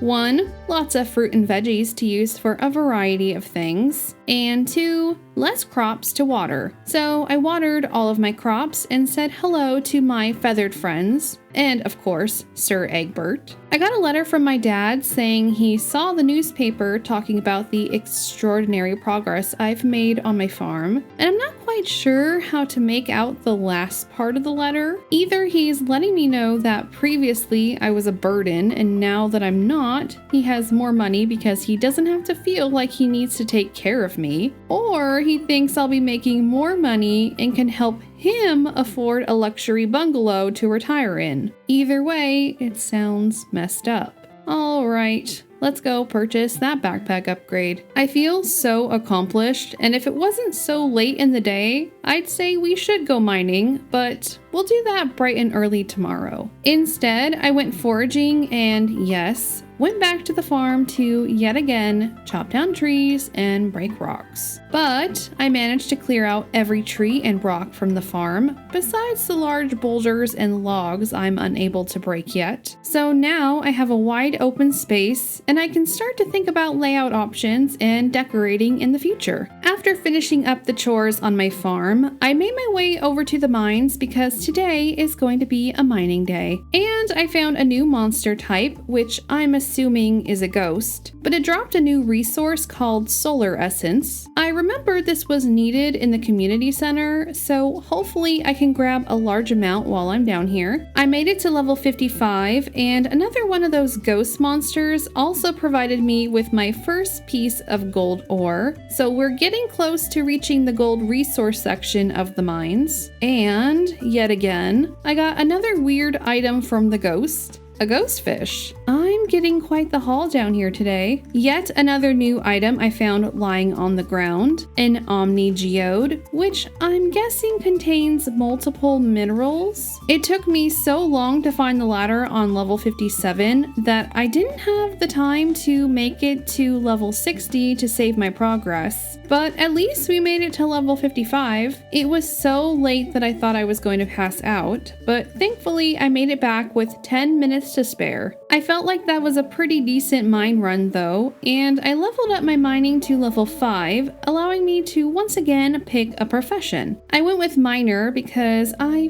feel it'll be more useful to receive more ore, which is required to craft and upgrade most things in the game. I started up my mayo machines, fired up some iron bars with all my new iron ore, harvested some flowers, and watered my garden. Next, let's head into town because I have a lot of new items to either donate or process. First stop, the community center, where I donated some crystal fruit I found in the mines to the winter foraging bundle. I also donated some corn to the fall crops bundle, that ghost fish I received from the ghosts to the specialty fish bundle, a frozen geode to the field research bundle, and finally, I donated a solar essence to the adventurers bundle, completing it. Next, I opened up the Omni Geode, and I was expecting to receive a few different gems, but nope. I got something called a dwarf gadget. I guess I need it for the museum, so it worked out in the end. Next, I stopped by the museum and had 4 items to donate, and received a reward as well, another painting. I need a lot of money for a lot of things. So, I planted 3 of each tree seed in a specific spot on my farm, so I can attach tappers to them once they are mature, and grabbed enough materials to make 2 more preserve jars, since they take a while to finish producing jams. The next morning, I woke up and had some more blueberries, summer squash, and peppers ready to harvest, and started up yet another iron bar in the kiln. From there, I quickly did my chores and checked the bat cave, and found a few fruits waiting for me, including a new fruit, an apricot. So I think today I'm going to quickly drop by the community center to see if my squash and apricot are available for donating, and then make today a mining day. I was able to donate the apricot to the artisan bundle, and the squash wasn't required for any donation bundle, so I'll hang on to it for food in the mines if needed. A gift for you, my good friend. I kept going through the levels, finding some frozen geodes, solar essences, a frozen tear, and I even received a piece of refined quartz from one of the ghost monsters. I was getting pretty nervous about not reaching level 60 because of the time, but I was so close and kind of just accepted the fact that I was going to pass out regardless of whether I reached level 60 or not, so I might as well try. Luckily I did with 20 minutes to spare, and I received a crystal dagger on level 60 as a reward. I think this was a pretty successful day, and now I'm just mentally preparing myself for the fact that Linus is about to rob me. But I like him and feel bad for him, so I don't mind as much. He's doing me a favor in the end. At the end of the night, I leveled up my farming to level 6, allowing me to make a cheese press and craft a quality sprinkler. I'm excited about both of those things. I also leveled up my combat to level 4. I will do my best to no longer pass out. It's costing me too much money, my god. I also accepted a quest from Demetrius asking for a melon. I do not have one, but I'll get him one eventually. I received some more summer squash seeds in the mines, and they only take 6 days to grow, so I have enough time to plant them. Well, today, I think I want to continue working on my friend goals, as I've been doing god-awful on the friendship front. First up, Sam. I gave him a sunflower, and he really liked it. Off to a great start. Right next to Sam was Sebastian, and I remember he didn't like the last flower I gave him, so I'm hesitant to give him the sunflower. Maybe corn? Oh my god, I'm on a roll! I found something he likes. Penny loved the sunflower too. That reaction meant a lot to me because she's so shy and has been so reserved. So I'm glad I got to see another side of Penny. Elliot found the sunflower to be marvelous, and Harvey liked the corn as well. Finally, something Harvey isn't allergic to. And even Shane, grumpy old Shane, enjoyed my sunflowers. I gave Caroline a sunflower as well. It matches her bright and bubbly demeanor. I gave Jody a sunflower, and she didn't reject my gift like last time. It seems everyone loves sunflowers. And to finish off my gift-giving bonanza, I gave some corn to Granny, Gus, Demetrius, and Robin. I didn't receive one single rejection today. For the rest of the day, I decided to forage and fish near the wizard's castle, and I found 2 girls, both who looked like twins, who are called the famous fishing sisters. I received no information other than that. Now that I looked around more clearly, there were a lot of people fishing. I talked to the fisherman in the tent, and he explained that if I caught a rainbow trout with a golden tag, I could get a prize. Sounds kind of neat. So, for the rest of the night, I fished alongside everyone else. I caught 3 rainbow trout, and the third one contained a golden tag, so I turned it in and got a tent kit. It's an emergency tent for sleeping. Wish I had that yesterday. I wish I was paying more attention to the fact that this event was happening, so I would have gotten a head start, but I still enjoyed it. I then headed on home, ended the day, and made over 3,000 gold from the items I sold. I'm going to head on over to see Robin and find out how much a barn will cost me, because I'd like to own some cows. First though, farm chores as always to kill time before the carpenters open up. And as I made my way to check on the chickens, I noticed their fencing was destroyed. So now I need to fix their enclosure. I crafted the exact amount of wood fences that were destroyed, replacing only the deteriorated pieces. I'm sure more will crumble with time, but for now, that works. Let's make our way over to Robin's, and I came to discover that I do have enough money and materials to craft a barn, which is awesome. I ran home to grab some stone and purchased a barn. Now I just gotta wait for it to be built before I can purchase some cute little cows. I also quickly dropped by the community center to donate some jelly to the artisan bundle. I made my way to the beach, found a starfish in the sand, and fished a bit more. I was quite happy with the amount I caught, including 2 new fish, a tuna, and a flounder, and I was actually able to donate the tuna to the ocean fish bundle. It was raining this morning, so that saves me some time in the garden. Also noticed more fencing was destroyed, so I went ahead and fixed it up. Kind of annoying that I have to keep fixing it up, but it's done, so whatever. Well, today I want to go into town and visit a few shops to offload some of the items I've had on me for quite some time. So I gathered them all up and headed to my first stop,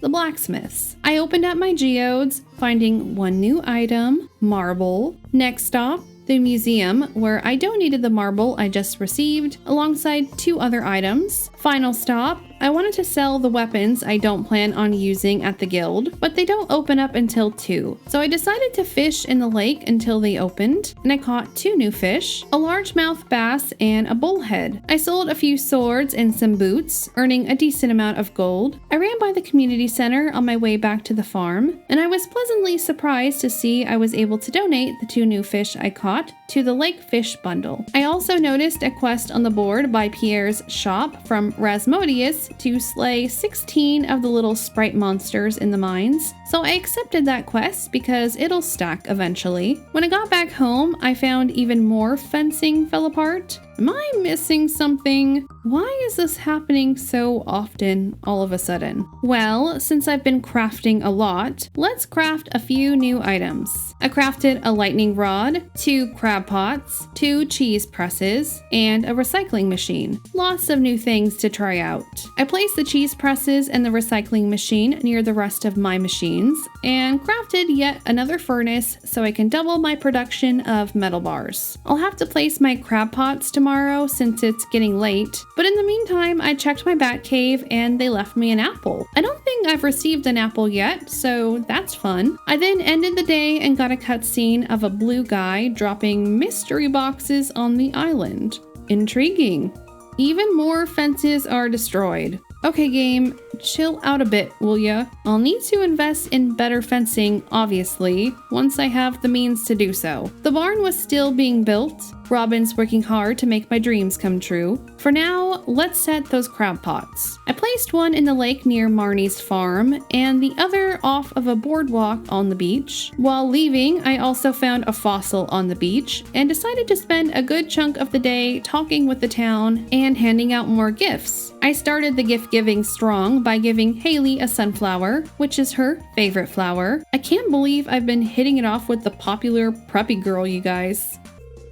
That sounds about right. I know Sam likes sunflowers, so I handed him one, as well as Penny. Alex was working at the ice cream stand, so I gave him one of my homegrown blueberries, and he didn't hate it, so that's a plus. And yeah, I just handed out blueberries to the town, and no one seemed to hate them, except Vincent and Abigail, so that was disappointing. I probably won't check what they like and dislike every single time. I just won't.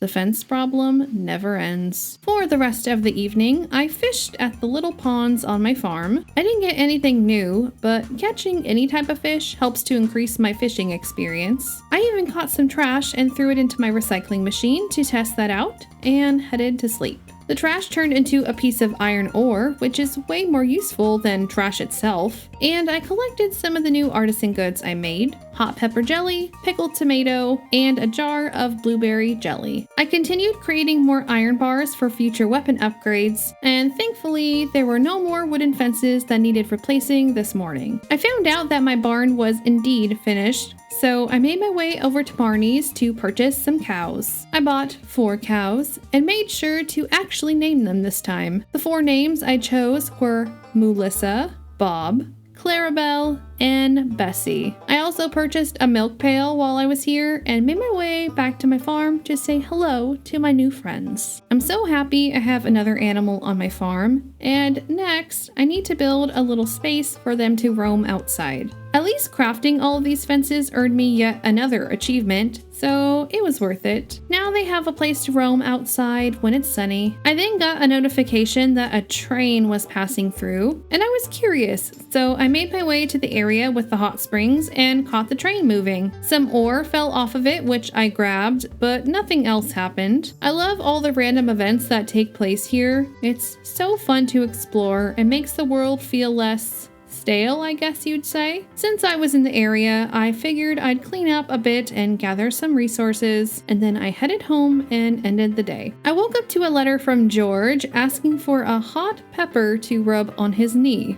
Okay. Well, lucky for you, George, I have plenty of hot peppers. I started the day by visiting my animals, and near my cows, I found some broccoli seeds on my farm. Haven't come across broccoli yet, so that's cool. I went around making everyone's day with my beautiful sunflowers, especially Haley's. I also checked my crab pot at the beach, and I didn't catch anything, and then I noticed I needed to add bait to the pot. No duh. I'll leave it here and bring bait with me next time. But yeah, I guess that makes sense. While continuing to hand out flowers, I ran into a cutscene with Mayor Lewis, who installed a prize machine in his home. If I help out the townsfolk, I can receive prize tickets. I assume this is from fulfilling quest on the board. From there, I delivered the pepper to George, and he was appreciative in his own grumpy way. I was able to donate the apple the bats left me to the artisan bundle at the community center, leaving only one item left to complete it. For the rest of the night, I decided to prepare my inventory to go mining tomorrow because I really want to make it to the bottom. I'm going to bring my tent kit with me just in case of emergencies. Bright and early the next morning, I immediately headed to the mines to continue my trek downwards. We left off on level 60 and I had a relatively easy time going through the first few levels. I found another diamond on level 64 and a mystery box from one of the sprite monsters on level 68, along with something called the Monster Compendium, and I made it to level 70 around 10 p.m. So I traversed 10 levels today. I received a master slingshot. I haven't even used my regular slingshot yet, so maybe I should try that out soon. But I figured that was enough for today. I don't want to get too greedy. First order of business is to check up on my cows, and they didn't look too happy. I bought 3 grass starters from Pierre's to place in the cow's pen, and open up my geodes and mystery box from the blacksmiths, receiving a ghost crystal and a warp totem. The warp totem will honestly come in handy on mining days. I also decided to upgrade my hoe to a copper hoe, which will complete all of my copper tool upgrades. I donated my new ghost crystal to the museum, unlocking a big giant blue teddy bear as a reward. That marks 30 donations to the museum so far, leaving 20 left for this playthrough to reach my goal. I came home and planted the grass starter for my cows, and honestly, that was a huge waste of time and money because they ate it right away. I don't know why I didn't see that coming, but that was so rude of them, if I may say. I remembered I had some bait in my storage, so I added a bit to the crab pot by the lake and ran into Sebastian on my way to add bait to the other crab pot, and I gave this man a tomato and he liked it. Tomatoes are my favorite, so him liking tomatoes instantly puts him in my list of people I want to get to know better. After adding some bait in the pot by the pier, I came home, fired a few more bars, and ended the day. I woke up to a letter from Demetrius letting me know the moon jellies will be passing by our town at 10 p.m. by the beach, so I definitely want to check that out. My cows aren't ready to give me milk quite yet, but at least they look like they are in a better mood today, which makes me happy. So for today, let's go mining again. We're getting close to the bottom. I can feel it. I also brought a totem with me, just in case. On level 70, I encountered a new enemy, a skeleton of sorts who drops bone fragments when defeated, and one even dropped a bone sword. Seems archaic and wrong to use. I made it all the way to floor 80 and received some Firewalker boots, and considering how the atmosphere has changed down here, I feel as if I'll need them. I know it's getting late, but I think I may be able to get through 5 more levels. Plus, I believe this is where we'll finally find gold ore, which, yes, I did find, alongside an emerald and a really annoying crab monster. But I believe I can donate the crab itself to the community center, so at least that's something. I also got a notice that the jellyfish migration was happening, which I completely forgot about, so yeah.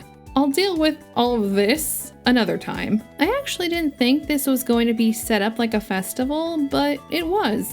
After I talked with everyone, I started the event, and it was rather cute and quite peaceful. And there were baby jellies, which Jas was hoping to see, so I loved her little reaction. At the end of the day, I leveled up my mining to level 6, and I'm extremely ready to welcome the fall season.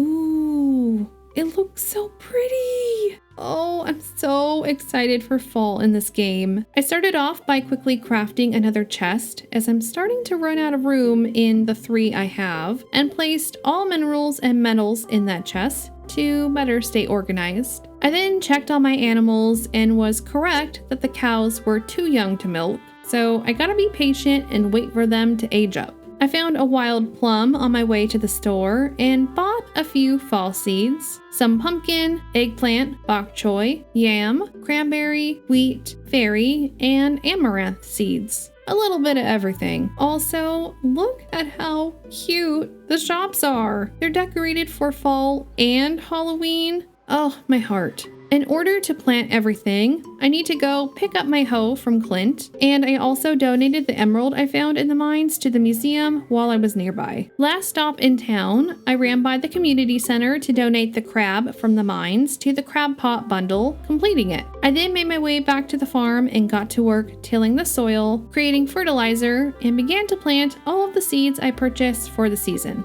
I know it's just pixels, but the breeze and the chime noises, the blowing leaves is so relaxing and soothing to my soul. I planted the rest of my seeds, leaving a few wheat seeds for later, and planting and watering everything took a big chunk out of my day, but it will be worth it in the end. And finally, my cows were mature enough to produce milk, so I gathered my first jugs of milk. So I put 2 jugs in my cheese press machines to make my first bits of cheese in the game as well. While on my way to the beach, I ran into Lewis and Robin, who were putting up a special orders board in the middle of town. Essentially, this board will let the town post more complicated requests, probably for larger amounts of items and so on. So that's neat. After placing the rest of my crab pots, I came back home and ended the day leveling up my farming to level 7 and earning almost 4,000 gold from all my artisan goods. The next morning, I received a quest from Marnie asking for amaranth. So we'll see if I get around to it, Marnie.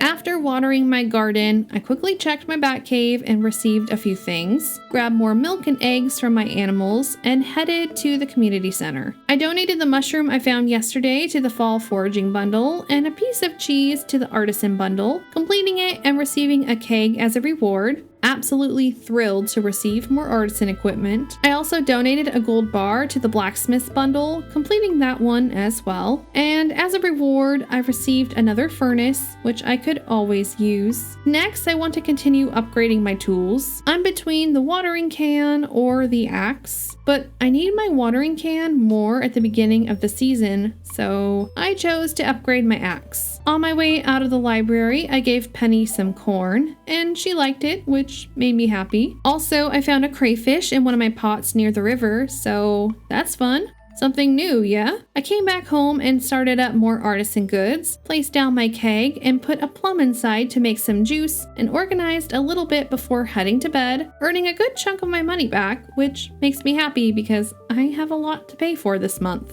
I'm so happy it's raining today. One less thing for me to do. I did notice I am out of hay, so I'll need to go buy some as well as some grass starters for my cows. I went and bought 10 hay, and man, is it expensive. I don't want to keep doing that in the future. And I went ahead and bought the grass starter recipe, even though it was 10 times more expensive. I figured it would save me time and money in the future. Next, I wanted to upgrade my fishing rod. Might as well, since I'm spending a buttload of money this morning. And you know what? Might as well try my new fishing rod out while I'm here. So I bought some bait and tested her out. I caught some new fish, some sardines, tilapia, walleye, salmon, tiger trout, and a carp. I found a few new fall forageables today as well, including a blackberry and a hazelnut. For the remainder of the evening, I focused on making more artisan goods and crafted a lot of grass starters to place in the cows' area of the farm so that they can munch on it whenever it's not raining.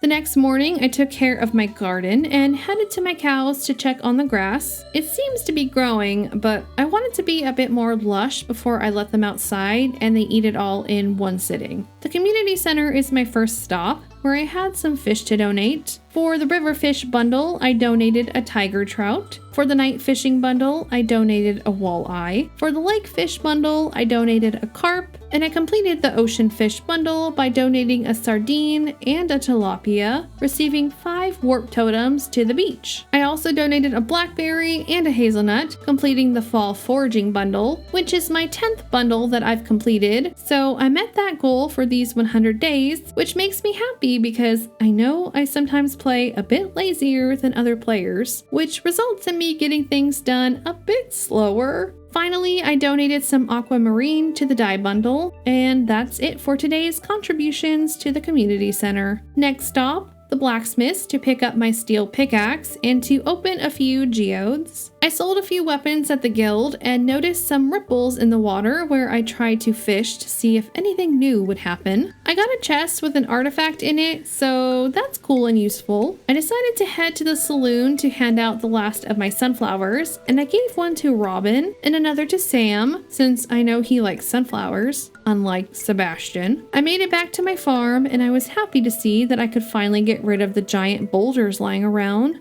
They're so unsightly. I then made my way to bed, ending the night, and made almost 4,000 gold. I'm out of hay again, and I've come to the conclusion that I'm going to have to grow grass and harvest it myself to get hay the cheaper way. So I'm going to set up a plot on my farm to do just that. My wheat and bok choy were ready to harvest, and I planted some of those wild fall seeds in their place. After watering my garden and giving up all my grass farm for my cows because I don't want them to starve, I crafted 50 grass starters and planted them in a specific section of my farm to use for future hay that I desperately need. It was already pretty late by the time I finished doing all that, so I decided to continue removing boulders and random sticks on the farm. Also, my tree farm I planted a while back is growing very slowly, but I'm hoping they'll all be fully grown by the end of the season. I did my best to quickly water my garden and found out my eggplants were ready to be harvested. I then checked up on the animals and made my way to the carpenters because I wanted to see how much a large coop and barn would cost me. I think I may wait until I have 12,000 gold for the barn since it also unlocks goats, and I feel like goat's milk may yield more money than duck eggs. Alright, good to know. Now, I want to go mining for the rest of the day. On level 82, I ran into a new enemy. I couldn't really tell what it was, but it was like a black blob, and I found a new resource, Void Essence. I made it to level 85, so I saved my progress, which is nice. And while I started exploring the next level down, it was getting pretty late, and I really didn't want to use my totem if I didn't have to, so I left the mines and headed back to my farm. When I went to bed, my farm was visited by a magical fairy. How cute is that? I also leveled up my combat to level 5, allowing me to choose a profession, and I chose the fighter as it seems more useful. The next morning, I got a quest from Linus, who lost his basket. Your quest is at the top of my list, the highest priority. I must find his basket so that he could pick berries. I had some cranberries, yams, and mushrooms ready to harvest from my garden, and planted the broccoli seeds I found the other day in the empty spaces. I think I found his basket. Is that a basket? Hold on. It is his basket. Oh my gosh, I'm just that good. And on my way to return his basket, found some blackberries on a few bushes, but I'll make sure to keep some bushes full for Linus to forage with his basket. And would you look at that? Linus is officially my first villager that I've reached 3 hearts with. We truly are besties after all. Okay, mining time. I made it through the first 4 levels rather quickly, and on level 89, I got a new item from the black monsters, a strange bun. Looks suspicious, but I'm still gonna eat it. I made it to level 90 of the mines and found an obsidian edge sword, and even though it was late, I decided to continue onwards. I found a ruby on level 91, and once it reached midnight, I decided to call it. I left the mines and made up my tent right next to the entrance because I'm finishing the mines tomorrow. Alright, let's finish the mines. Is it just me, or did the dialogue box get larger? I thought it went to 100 and that was it. On level 93, I encountered another new monster, a floating meatball that spews fireballs. Super fun. Oh man, it's a baby slime. I came down here because I saw a heart. I can't slay them. I'ma let your family live, sir. On level 96 of the mines, I had to defeat a ton of slimes for a passageway to appear, and even had to take out a baby in the process. Sometimes life just isn't fair. I managed to make it to level 100, and when I opened the chest... Whoa, this is neat. It reminds me of what? You're saying this item tastes like my bird? Well, it must taste like maple syrup, because that's what he smells like when it's warm outside. The star drop item increased my maximum energy level, which is awesome. And I made it to level 100 right before midnight. And lucky me, I found a totem to transport me to my farm in the previous room. Oh, and now I know what these statues are for. I was a tad disappointed, hoping I got to the bottom of the mines, but it seems we still have a ways to go. Linus was the first person to send me a recipe. Why is this man just so sweet? If you hate Linus, there's something wrong with you. I also got a letter from Mayor Lewis letting me know that there will be a big fair next week and that I should bring the top 9 items from my farm to display my talents, so people can judge my worth. I neglected my farm yesterday, so I have some stuff to do. I had a few items to harvest, such as my amaranth and some yams, as well as my first bottle of wine. Now that everything is taken care of on the farm, let's head to the carpenters and purchase that barn upgrade so that I can buy some goats. While in the area, I gave Linus a blackberry, and I saw Sebastian, and I was hesitant to give him a blackberry, but did so anyways. And he seemed neutral about it, so hey, that's a win in my book. I stopped by the community center and donated a large cow's milk to the animal bundle and a yam to the fall crops bundle. I gave Shane a blackberry and he didn't insult me, so that was wonderful. And I handed out a few more to the people who were nearby. I spent the rest of the evening gathering blackberries before heading to bed. The next morning, I had an artichoke and some broccoli ready to harvest, as well as a bunch of sunflowers. After finishing up everything on my farm, which always takes forever, I decided to go be social once again and hand out more gifts. I need to increase my hearts with everyone so I can unlock their stories. I've barely seen any backstory from anyone yet, and that makes me sad. I gave Vincent a sunflower because I remember he doesn't like fruit, and Jody a blueberry, and lucky me, it was her birthday, so that means double points for me. And would you look at that? Jody is now my second 3-star friend. 2 down, 8 to go. Whoever I could find, they got a blackberry or a sunflower. I'll probably want to continue giving out gifts tomorrow, but for now, I need to go back to the farm since it's pretty late. The next morning, I woke up to a letter from Jody, who sent me a recipe for fried calamari. Hey, look at that! 2 recipes. I honestly should try and cook something, especially since I went through the trouble of upgrading my house with a kitchen. Once I was done on the farm, I wanted to continue handing out flowers and fruit, but first, we have a few goats to purchase now that my barn upgrade is complete. The goats are a tad more expensive than I expected, so we can only buy 2 for the moment, but that's perfect because with these 2 new goat friends, I'll have hit my goal of owning 10 animals on my farm. For my first goat, I bestowed the name McGucket, and the second goat I named Gandalf, the one goat to rule them all. Yes, I realize they are girl goats, but I like the names. I also went inside the sister's home and gave Emily a blackberry, and I guess I'm good enough friends with Haley that I was able to go into her room. Oh, this feels dangerous, but I'm a snoop anyways.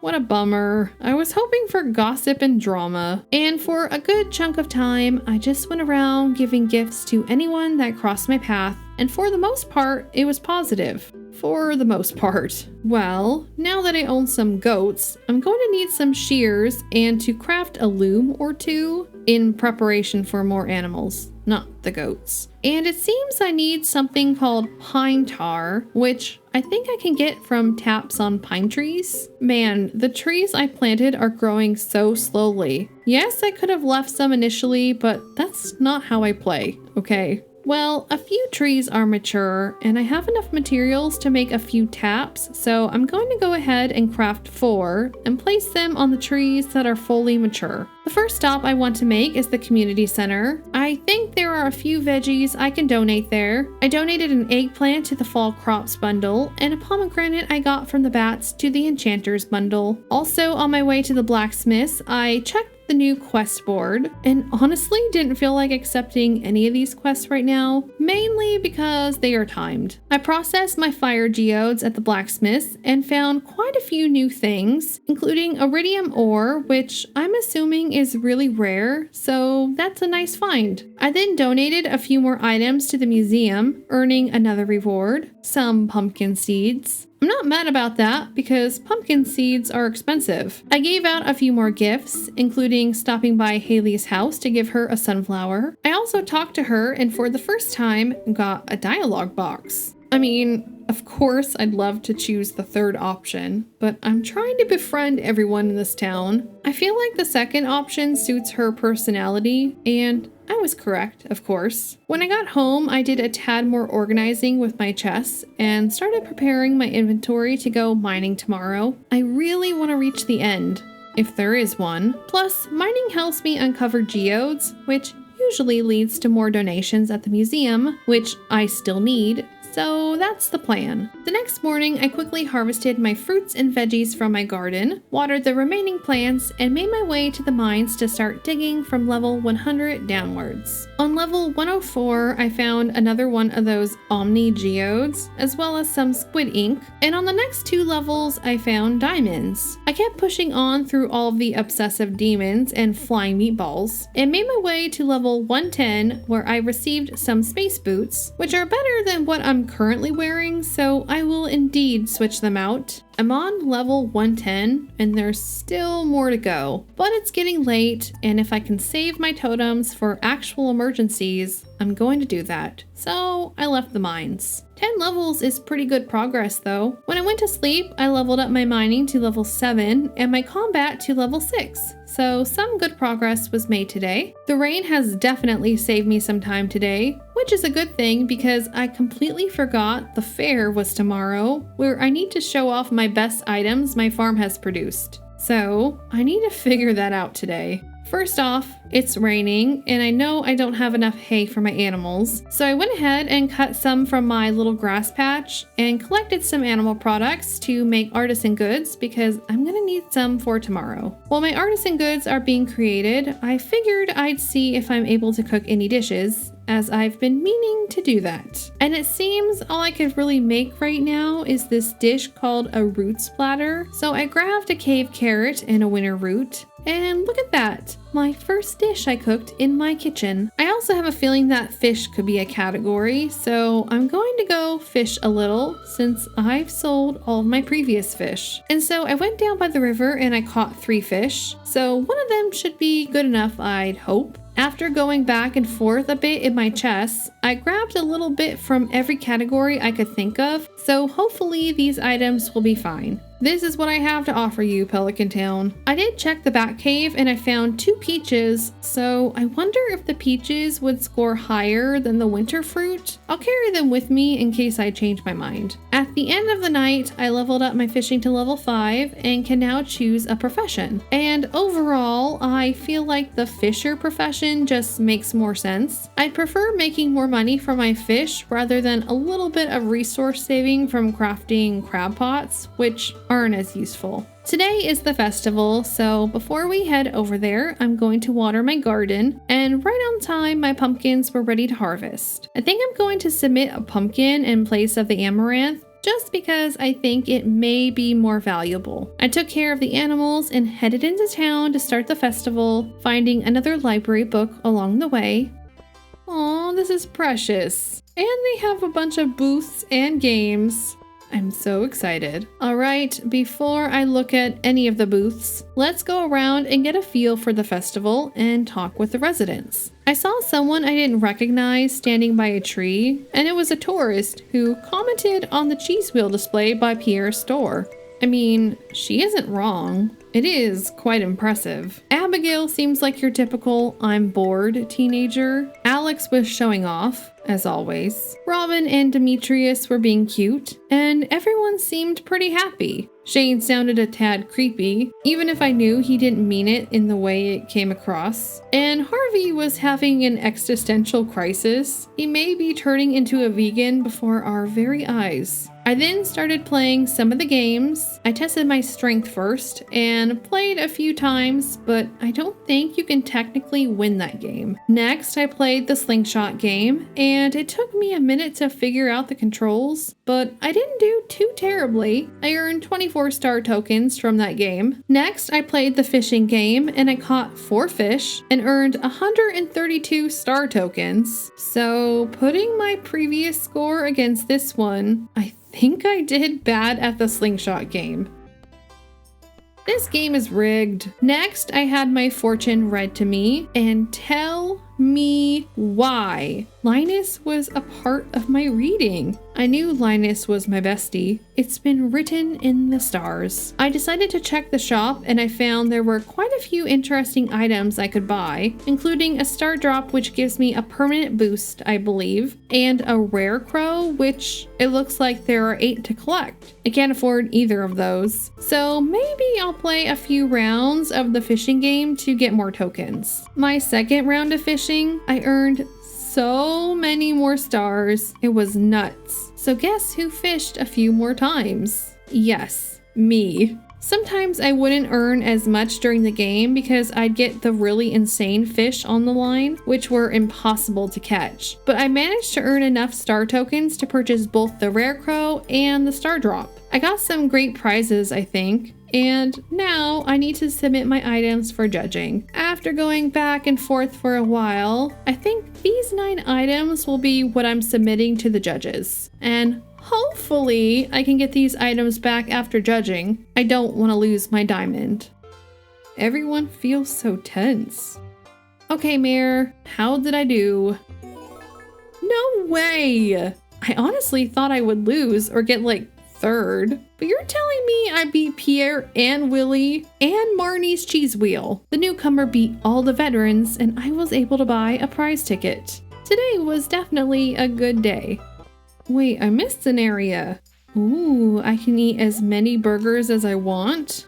That's right. Stare in amazement, Elliot. Behold my greatness. Well, that was a bunch of fun, and I can't wait to participate next year. The remaining goals I have for this playthrough are to reach the end of the mines, donate 50 items to the museum, and gain 3 hearts with 10 people. So I think today I'll go around working on my friendship goals. I had fun interacting with everyone yesterday, so I want to continue that feeling. While checking up on my goats and cows, I noticed my goats were finally fully grown, and I got my first batch of goat's milk.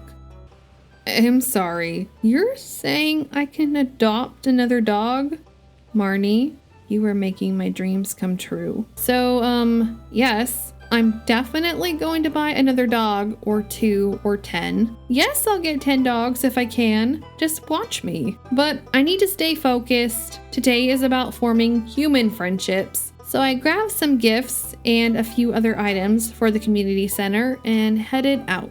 When walking into town, I ran into a cutscene with George struggling to reach his mail, and Penny offered to help him because she's a sweetheart. But he seemed embarrassed and kind of lashed out at her, probably because he hates feeling his age. I ran up to them both because I love to snoop and get in the middle of drama, but of course I'm going to take Penny's side here, especially when George audibly expressed his trouble grabbing the mail. But he then apologized, so, you know, George isn't so bad after all. Alright, gift time. Sam, you get a sunflower, and Jody, you get some blackberries, alongside Pam. As I was handing out gifts, I went inside Haley and Emily's home, and they were arguing about cleaning. Well, Haley was mainly getting upset while Emily was remaining calm. But yeah, don't mind me barging into your home. I can solve all of your issues.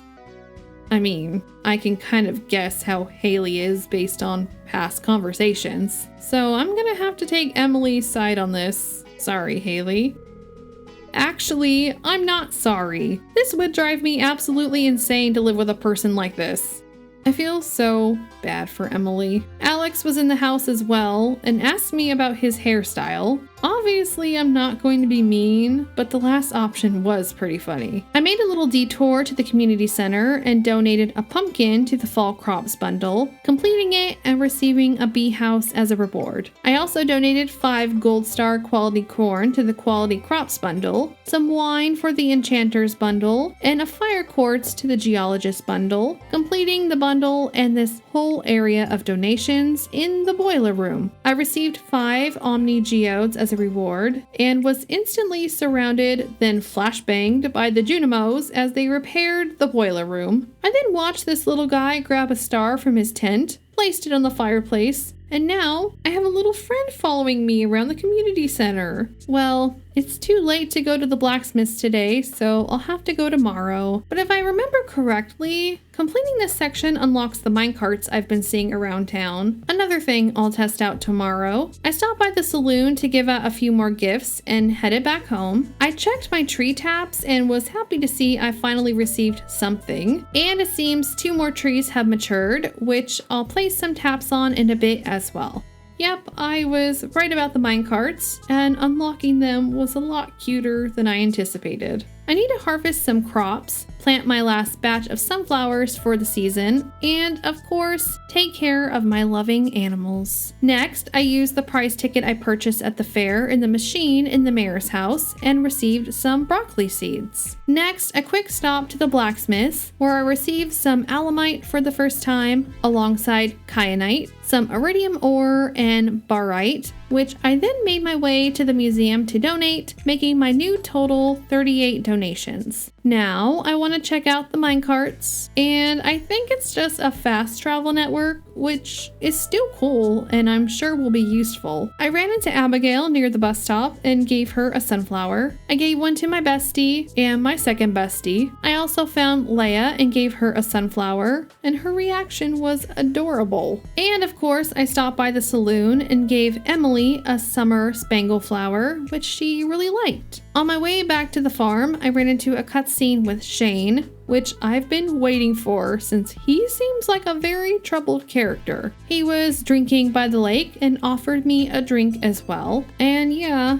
here come his inner thoughts spilling out into the open. The special juice always makes people talk.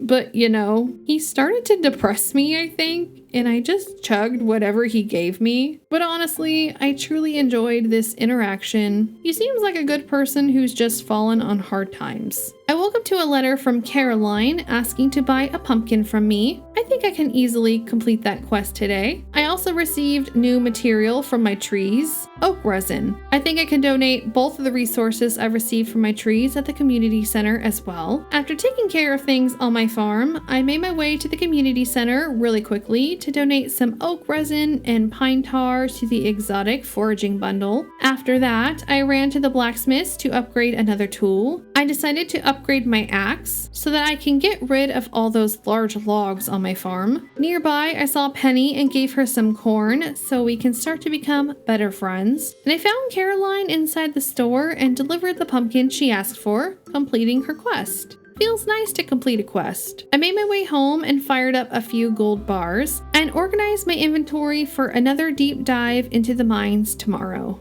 Well, before heading into the mines, I want to finish this time quest I received from Clint to inspect 30 copper ore, and lucky me, the now operating minecarts can take me right to the mines afterwards. So after I watered my plants, I headed to the blacksmith's, waited for them to open. I'm confused. Also, why does ore make you sad? You're a blacksmith. Oh, I need to physically mine 30 new pieces?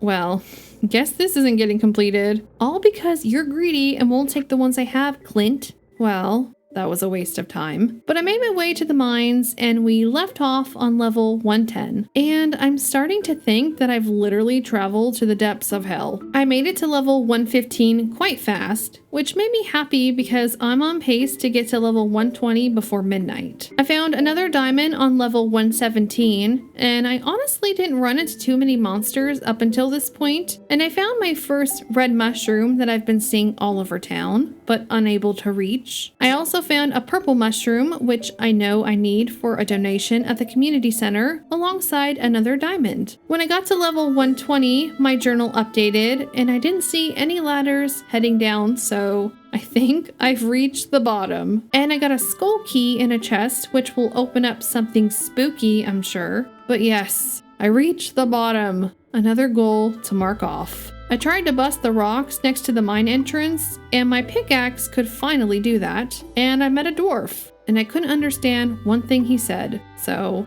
I'll come back once I learn his language. When I exited the mine shafts, my bestie looked happy to see me and invited me to hang out with him. He said he considered me a good friend. Aw, bestie. Same. I wish you could move into that extra house on my farm. I'd totally give it to you.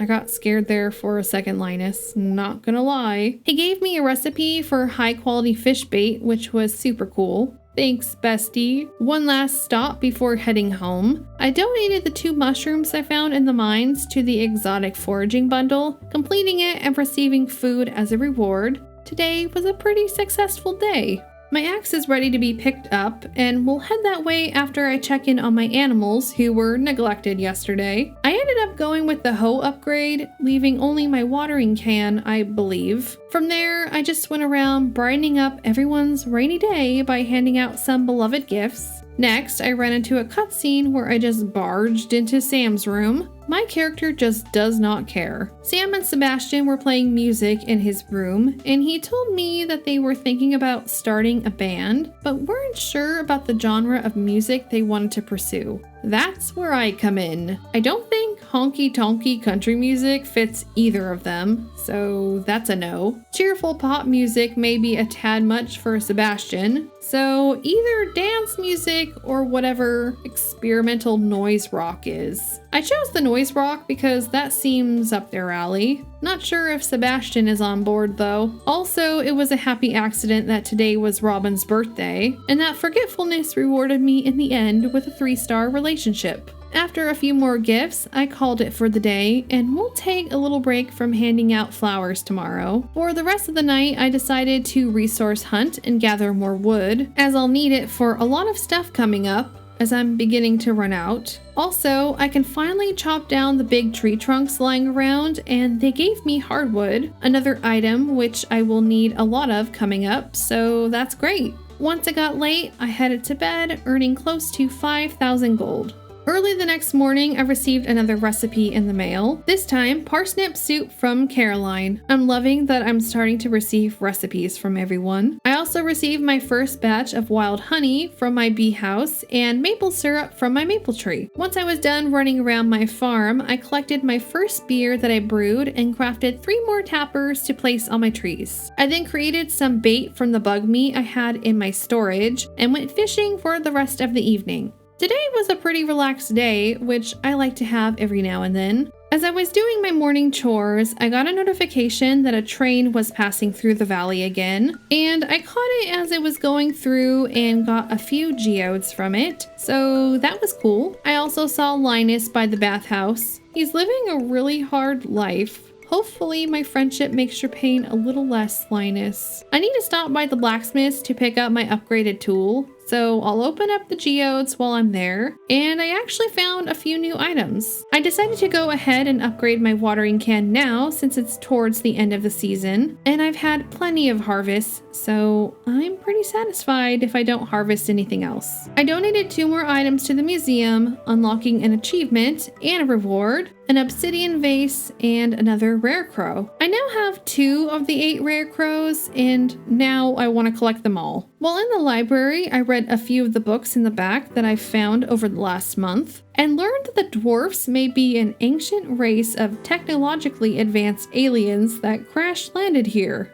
Well, that is indeed interesting. While heading to the beach, I got a cutscene with Sam, who was with his brother Vincent, and he was talking about how his dad used to take them to the beach, and Vincent got up and asked him if their dad would ever return. We learned that he was deployed into a war, and Sam was trying to comfort his little brother by reminding him how strong his dad is and that everything will be fine. Sam seems like a really good brother and person in general, which I really love. Although Sam was doubtful his dad would return because of how bad things have gotten in the war, I don't see how upsetting his brother is going to help him at all, especially since he is so young. He also told me that Abigail became the drummer in their band and that Sebastian advocated for her. Does he have a crush on her? Ooh. While at the beach, I spent the rest of the evening fishing, and I caught my first seed jelly. I also fished up a mystery box and some geodes, and my first albacore as well. I woke up to a letter from my dad, which at first seemed like a nice letter, until I noticed he sent me rocks. How did we go from money, something useful that everyone wants, to my father, who apparently loves me, sending me rocks in the mail? That's insulting, Dad. Well, I can work on friendship goals or go mining today. And after I noticed I lost a heart with Haley after yelling at her to clean her room, I was less inclined to tackle friendship stuff as that annoyed me. So mining it is. I decided to start on level 90 and go down from there, and I kind of got my butt kicked in the beginning, but everything went smoothly afterwards. I unfortunately only found 2 magma geodes during my run, but I also found a mystery box and an omni geode, so those items could hold something cool. I made it to level 99, and as it was getting late, I used the totem I found while mining to teleport back to the farm and headed to sleep. I also leveled up my mining to level 8, which is progress, which is good. I'm glad it's raining today because it's helping all of my plants, and just in time because my watering can is complete. First stop was the blacksmith's to pick up my steel watering can and to open up my geodes and mystery boxes. And I got 2 new things I was able to donate to the museum. Wish it was more, but I headed on over to Gunther's place to drop those 2 minerals off. 8 more to go. Penny was outside the museum, so I gave her a sunflower, and I went and found Haley to win her back over to my side with a sunflower as well. And it worked, so stay. Don't go back down, please. I gave a blackberry to Pierre, Gus, and Lewis. I then went inside Joja Mart, found Pam and Shane, and also gave them blackberries. None for you. I don't like you. Next, I gave Demetrius a blackberry and Maru a sunflower because I remembered she hates blackberries. I remembered. Sebastian soon followed out the door, and I gave him corn because it's the only thing I currently remember he likes. While I was in the area, I quickly stopped by the guild and sold some boots and weapons I know I won't be using. I made one last stop by the saloon to hand out gifts before heading back to the farm. After harvesting my fruits and veggies, I read my mail. I got a letter from Mayor Lewis letting me know there will be a Spirits Eve celebration in town tomorrow at 10 p.m., so that sounds like fun. As for today's activities, I think I want to upgrade my coop so I can get some ducks. So I'm going to look into how much that costs because I'm feeling like it's time for another animal. I also brought a few items with me to see if I can donate any to the community center. But first, let's go see Robin, and it seems I do have enough to construct a larger coop, so I went ahead and did that, which is so exciting. Next, I headed to the community center where I donated a red mushroom to the dye bundle, a purple mushroom to the field research bundle, and some oak resin to the enchanter's bundle, so I actually had more to donate than I thought. I also donated some money to the vault bundle, 2,500 gold, which earned me a huge chocolate cake, and the 10,000 gold bundle, which earned me another lightning rod. Oh, I forgot about you, little mouse. You know what? Let me buy something from you. I'll take this blue ribbon to match my outfit. Hope that made your day, little guy. Sorry I forgot about you. He's so cute. When chopping down a tree, I received a book called Bait and Bobber, which increases my fishing skills, I think. But that was unexpected, which was a fun surprise. I then found yet another book. What a lucky day. I've been finding a lot of items ever since I purchased this bow from this cute little mouse. Maybe his hats are my lucky charm. I made my way to Marnie's ranch and purchased 2 heaters for the winter so my animals stay happy, and gave Marnie a sunflower because we had no hearts. At least Shane is self-aware of his behavior. I cut down the grass on my farm to start stocking up on hay for the winter because I'm assuming it will wither away, yes? Also placed the heaters I purchased inside the barn in the coop so that I'm prepared when winter comes in a few days. Once it was 10 p.m., I made my way into town, and just like every other festival, it's so adorable. At the shop, I spotted a rare crow, and so of course I had to grab it because I need to collect them all. I also grabbed the jack-o'-lantern recipe so I can decorate my farm really cute next year. Next, I made my way through the haunted maze, which was really cute. I also noticed there was a chest that I had to figure out how to get to, but I couldn't seem to find any breaks in the maze. I did see that you can get there through a minecart, but when I eventually found my way to one of the minecarts, I couldn't get through, which was strange. I then made my way back to the question mark sign and noticed I was able to phase through a section on the right, and eventually I was able to phase through a section of the hedges on the left as well, leading me to walk through the cavern where I received a golden pumpkin as a reward. And I think that was the main event for the festival, so I went ahead and left and sold my golden pumpkin as it doesn't seem to have any other purpose, and went to sleep. I then got a cutscene with an explosion, so I'm curious to see what that's about. The next morning, I cut down the rest of the grass on my farm because I just have a feeling it's all going to wither away, and I'd like to buy the least amount of hay that I possibly can next season. Alright, I have 2 more people to reach 3 hearts with in order to reach my goal, so I want to hand out a few more gifts today. And I'm only going to focus on the people who I still need to reach 3 hearts with. Also found some powder melon seeds on the ground that I'm able to plant next season, which is awesome. I gave out some gifts, which everyone liked except Pierre, who for some reason was offended I brought him corn. Now I'm starting to feel bad for Shane. Am I the problem? I don't think I'm the problem. Wait, what is that in Marnie's room? I remember the mayor asked me to look for his purple underwear. Oh, what? The door is open, though. I'm coming back for those pants, Marnie. Ooh, Mayor and Marnie got something going on, huh? That's some tea. Also, I guess I found out what that large explosion was the other night. I'm assuming this is a meteor of some sorts. My pickaxe isn't strong enough to break it, but yeah, now I gotta worry about falling rocks breaking things on my farm. Lovely. For the rest of the night, I focused on placing more artisan goods into production and fired a few more metal bars. Today is the first day of winter, and I'm excited to see the changing scenery. I got a message from Robin who informed me my coop upgrade was completed, and she installed an incubator inside where I can place an egg and it can hatch into a baby. Aw, that's so cute! Maybe I'll try it with a duck once I have a few. Okay, well, I definitely want to go and explore a bit to start off the season. I saw one of those monsters from the caves that's both cute and terrifying. Seems like we have a shadow figure who's interested in our farm. Everything in town is decorated for the holidays. It's so cozy and adorable.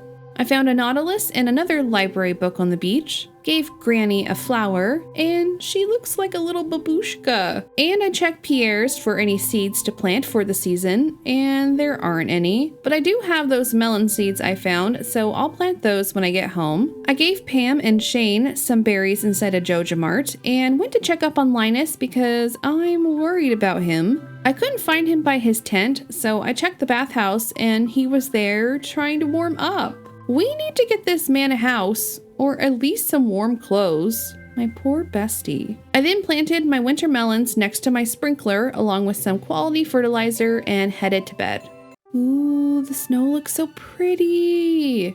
I just love the seasons in this game. I also got a quest from Willy to catch a squid, which only shows up at night during the winter, so I accepted the quest and thanks for the fishing tip, Willy. First stop of the day was the community center, where I donated the crocus flower I found the other day to the winter foraging bundle, a large goat's milk to the animal bundle, and a nautilus shell to the field research bundle, completing it and received a recycling machine as a reward. While at the beach, I went inside Elliot's shack, and there wasn't too much to see. I liked his piano though. He seems like the artsy type. I decided to keep snooping inside of the homes, and I went inside Jody and Sam's house, and I found a letter in her bedside table from Kent, who I'm assuming is her husband. It looks like he did survive the war and is preparing her for his PTSD symptoms that will inevitably come with witnessing the things he's seen. Once it got dark, I grabbed my fishing rod and headed to the beach to see if I could catch a squid, and on my first try, I caught one, although it was really hard to catch. I did find a new artifact in a chest while fishing, so I'm very happy about that. When I went to sleep, I leveled up my farming to level 9 and can now craft an iridium sprinkler, which I'm assuming is the highest level.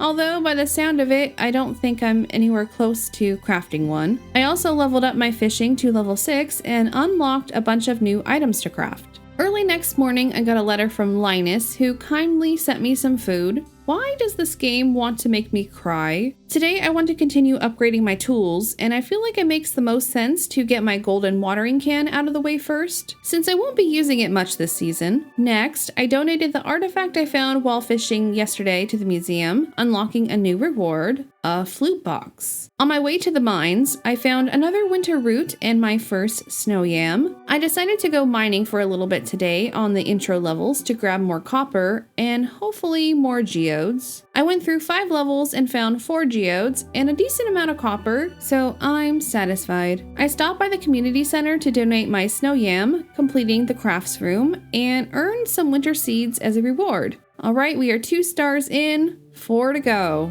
And look at how good of a job these little guys did. This room is adorable. Oh, it's never not cute. Look at him go. I quickly stopped by the saloon to see if Willie was there to give him the squid for the quest, and he was. Why is this so funny to me? He hates me. I'm gonna continue to bug you.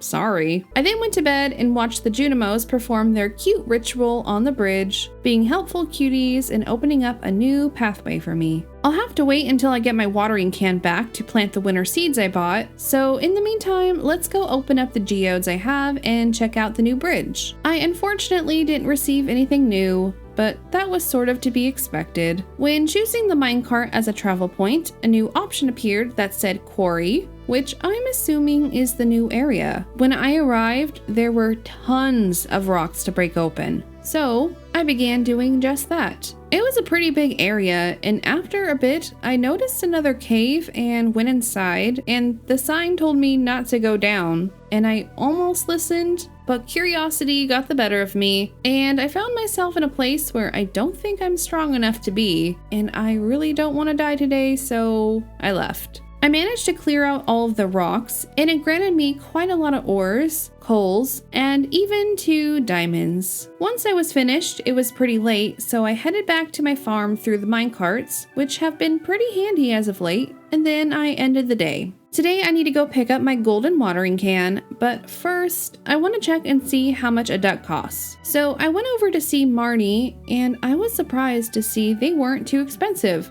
So I bought 2. I named the first cutie Waddles and the second cutie Affleck. I'm so happy to have some new duckies on my farm. Next, I picked up my golden watering can and upgraded my trash can to copper, awarding me 15% of the value of any items I discard. Seems kind of useful. I then stopped by Willie's to see how much the fishing rods were, and it seems there is a better one available called the Iridium Rod for 7,500 gold. Since my trash can upgrade is going to take a few days, I went ahead and purchased it along with the lead bobber, so let's test it out. Seems like it works pretty well, and I kind of like the lead bobber. It makes catching harder fish a bit easier as the bar doesn't bounce around as much. I caught a perch and a few other fish I've caught before, but I think it's a little easier to use. I woke up the next morning to a letter from Clint asking me to deliver an amethyst to Emily. Clint's too embarrassed to do it, but hey, I'll do it for some cash. I also found a chicken statue artifact on my farm, which is really cool, but I was hoping to use it as decor on my farm, but artifacts are also helpful. Today, I want to get all of my winter seeds planted, which won't take long since there aren't too many seeds, but it's nice to have something to grow during the season. Next, I'm going to grab an amethyst I saved and deliver it to Emily on Clint's behalf, but Emily wanted to believe it wasn't from Clint, rather that I bought it there. Whatever works to make you feel better, Emily. I donated the chicken statue to the museum, unlocking another reward. A chicken statue! Gunther, you sly dog, you. You knew I'd wanted a chicken statue of my own. The next morning, I woke up, greeted by Pierre, who just wanted to ensure I'd continue giving him my business. He also told me he'll be offering a wide variety of seeds next year, so I'm looking forward to growing new things. Also, he let me know how much he hates Joja Corporation. Kinda guilt-tripping me here, but don't worry, I hate them too, Pierre. I also got a letter from Mayor Lewis to let me know there'll be another festival tomorrow, the Festival of Ice. After my farm chores, we'll run by the blacksmiths really quickly to receive my trash can upgrade and upgrade another tool to gold, and I'm thinking of upgrading my pickaxe next. I made my way to the blacksmiths and got those chores completed and had the most bizarre cutscene yet. I walked into Emily's house. She was sleeping or meditating, I guess, and I walked into her dream or trance? How the heck did I do that? Even she was confused. Although it was pretty cool looking, not gonna lie. Emily is the complete polar opposite of her sister, which is probably why I like her so much. After giving her a gift, I checked my heart status and I officially did it. I have 10 villagers with 3 hearts, including Pam and Emily. Awesome, awesome. I'm so glad I hit that goal, but now I need to focus on my last goal for these next 8 days, filling up the museum with 50 artifacts. I believe I have 7 or so left. Not an impossible task, but it may be harder than I anticipate. My pickaxe is currently being worked on though, so maybe I can find some artifacts from fishing and digging, so time to explore. Right off the bat, I found a skill book in the dirt, so that was cool, and I began fishing a bit, and unfortunately didn't grab any chests, but I did catch something new, a river jelly. Oh, look at how pretty these glowing butterflies are. Dude, this game is so adorable, I swear. I received a recipe for a salad from Emily the next morning. Thanks, Emily. And a recipe for cheese cauliflower from Pam, which sounds pretty good. Once again, this game has provided us with an adorable setting for another one of the festivals. A rare crow was being sold at the shop, so of course I grabbed it. Now I have 4, I believe.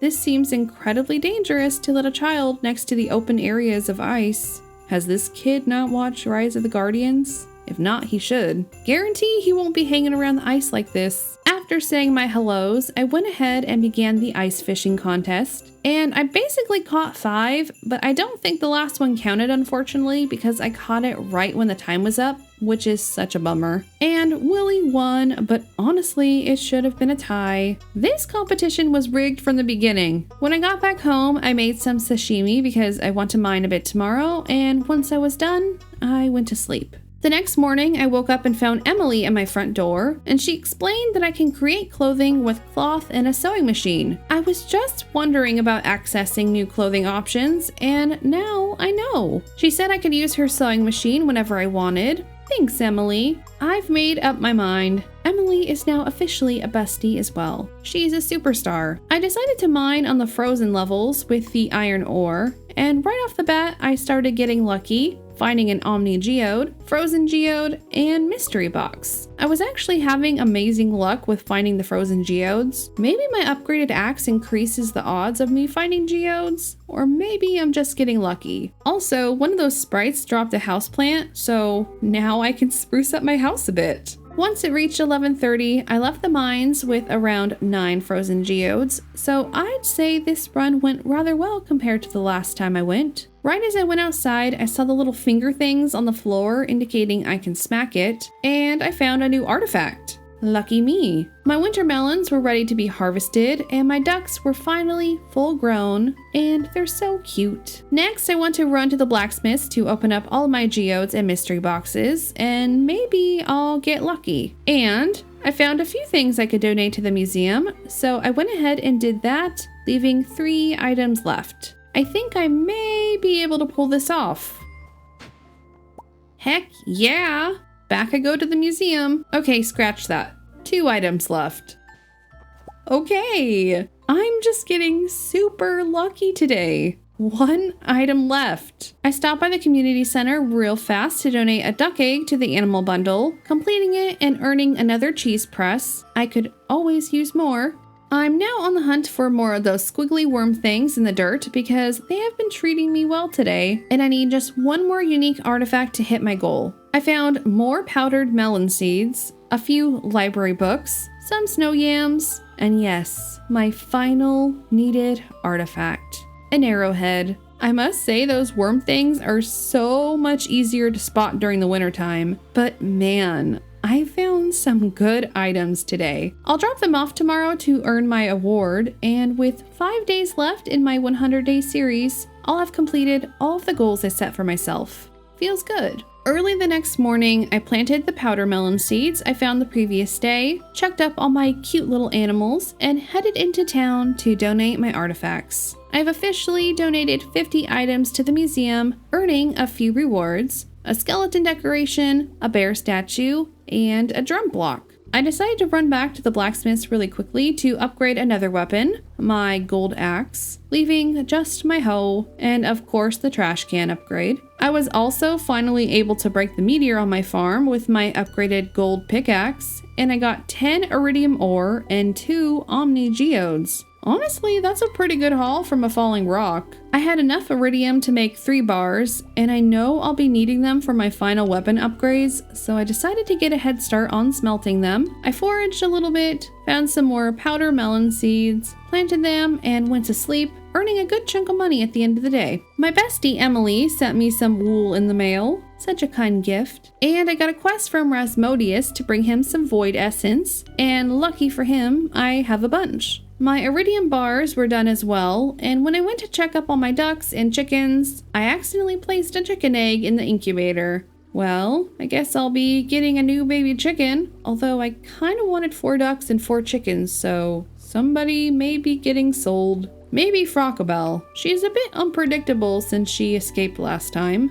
Count your days, Frockabelle. First, I'm going to bring the quest item to Rasmodius, and he paid me 1,000 gold for that quest. Bro, anytime you need my help, just ask. I'm not too prideful to take your money. Next, I stopped by Marnie's ranch to give her a gift because 1, I want to be friends with her, but 2, I still need to fetch the mayor's pants in her room. Girl, what are you doing leaving the evidence out in plain sight? Wait. Oh, it's a shadow guy. He's kind of cute looking, and I now have the ability to find secret notes. I decided to head back to the quarry and was surprised to see some of the rocks came back. It's cool to see that the resources will continuously spawn here. I then made my way home, found more powdered melon seeds along the way, planted them, and ended the evening. I had a lot of winter crops ready to harvest from my garden the next morning, which was awesome. And once I was done, I made my way to the blacksmith's to pick up my upgraded axe, and then proceeded to upgrade my last tool to gold. I'm on a roll with these tool upgrades. I then noticed there was a squid frenzy going on at the beach, and I think the prizes included iridium ore, so I decided to participate. I didn't have my iron bobber anymore, and Willie wasn't in his shop because he was fishing. So I did the best I could, but was only able to catch 9 squid, granting me 3 mystery boxes, some food, a treasure chest, and a trap bobber. It was pretty fun, although it would have been wise to participate on both days. The next morning, I woke up to a letter letting me know that the traveling merchant fleet would be at the beach for 3 nights after 5 p.m. for the yearly night market. I'll be able to check it out for 2 of the 3 days, so that's fun. Well, since I only have 3 days left, and my curiosity is getting the better of me, I want to go back to the mines by the quarry and check them out. I'll just be sure to bring a lot of food with me. So, first thing I noticed, I wasn't immediately bombarded by flying skulls, which was nice. It seemed a bit more tame and manageable. I even got my first secret note, and when I inspected it, it had a sequence of numbers for a mermaid show, whatever that is. It was a pretty long cavern, and at the end, I saw a Grim Reaper statue holding a scythe. I interacted with it and obtained a golden scythe. That's pretty cool. And if this is all the cavern contained, then I'm sorry for any frustration I may have caused the viewers. I didn't know it was a single room. Further down, I was attacked by like 5 heads at once, and they dropped a cursed mannequin, a skeleton hand, and a ruby ring. I also found another secret note about a missing necklace near the bathhouse. I will probably need to find it to complete a quest at some point. I went home for the evening, fixed up parts of the deteriorating fence by the chicken coop, and headed to bed. I also got a really cute message that one of my cows had a baby. I named the baby Milkshake, and I can't wait to meet her. First thing I want to do is pick up my hoe. I also upgraded my trash can to steel while I was there. Might as well. I then went around retracing my steps from yesterday because it was going to bug me until I grabbed all of the ground squiggles, and I gave Linus a gift in the process. I did that until it was time to go to the beach for the Merchant Festival, and I managed to find another book in the ground. This one I already read, so I wanted to save it for the bookshop that comes to town every so often so I can trade it in. And once again, this little festival looks cute and lovely. There seems to be so many cute decor options, but I don't know if I want to spend my money on any of them. I'd rather buy useful items first, but then again, I'm worried I'll be experiencing FOMO later on if this stuff never comes back. I purchased a few seeds from one of the merchants that I've yet to grow for the springtime, and I found a long boardwalk that connected to a boat with a mermaid on it, and after seeing the 5 shells, I instantly knew this had to do with the secret note I found. So I pulled it up, wrote down the sequence, watched the show where I'm sure there was some sort of gas in the air, because I was seeing some stuff, but it was really cool to watch. I then entered the code and received a pearl. I love that the note I found came in clutch. I got a cup of coffee from the merchant and entered a submarine where I was able to take a deep sea fishing tour. And unknown to me, I was able to fish from inside the submarine. I caught a few midnight squids, but it got pretty late, so I had to leave soon after I entered the sub. Thankfully, they had an option where I could teleport home, but that was a lot of fun, and I'm definitely going back tomorrow. Today is my last day in the valley, and I want to make my way to the festival right when it starts, but first, I had to fix quite a few pieces of the fencing around both the cow and chicken enclosures. Also noticed I'm out of hay, which is not fun, so I had to go buy some from Marnie, which is expensive, but what other options do I have right now? Since it was close to 5 p.m., I just decided to stay here and fish on the dock until the shops opened up. And I found another secret note while fishing, which was a cryptic note saying to check the bush above the playground at 12 o'clock on the last day of winter.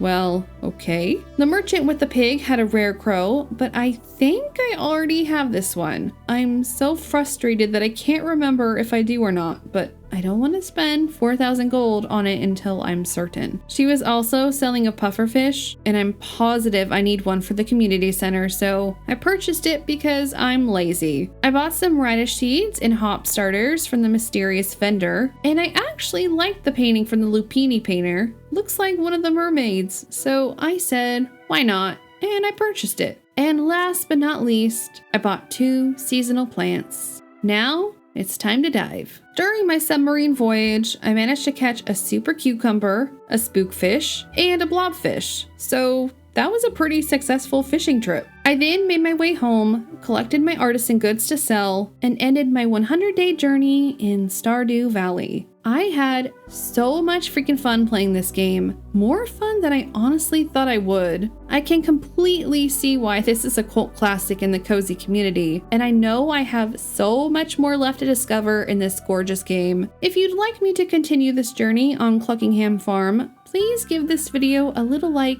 or leave a comment, as I would truly appreciate it, and it lets me know you enjoyed the video. Also, I would adore any tips you guys may have to make my time in the valley a bit easier, or if I missed anything obvious, please let me know. Like I said before, I've never played this game and I knew very little about it when I started my playthrough, so I'm sure I missed a lot of obvious stuff. But yeah, I had so much fun and I can't wait to play more of this amazing game. Thank you so much for watching. I appreciate each and every one of you, and I will see you in the next video.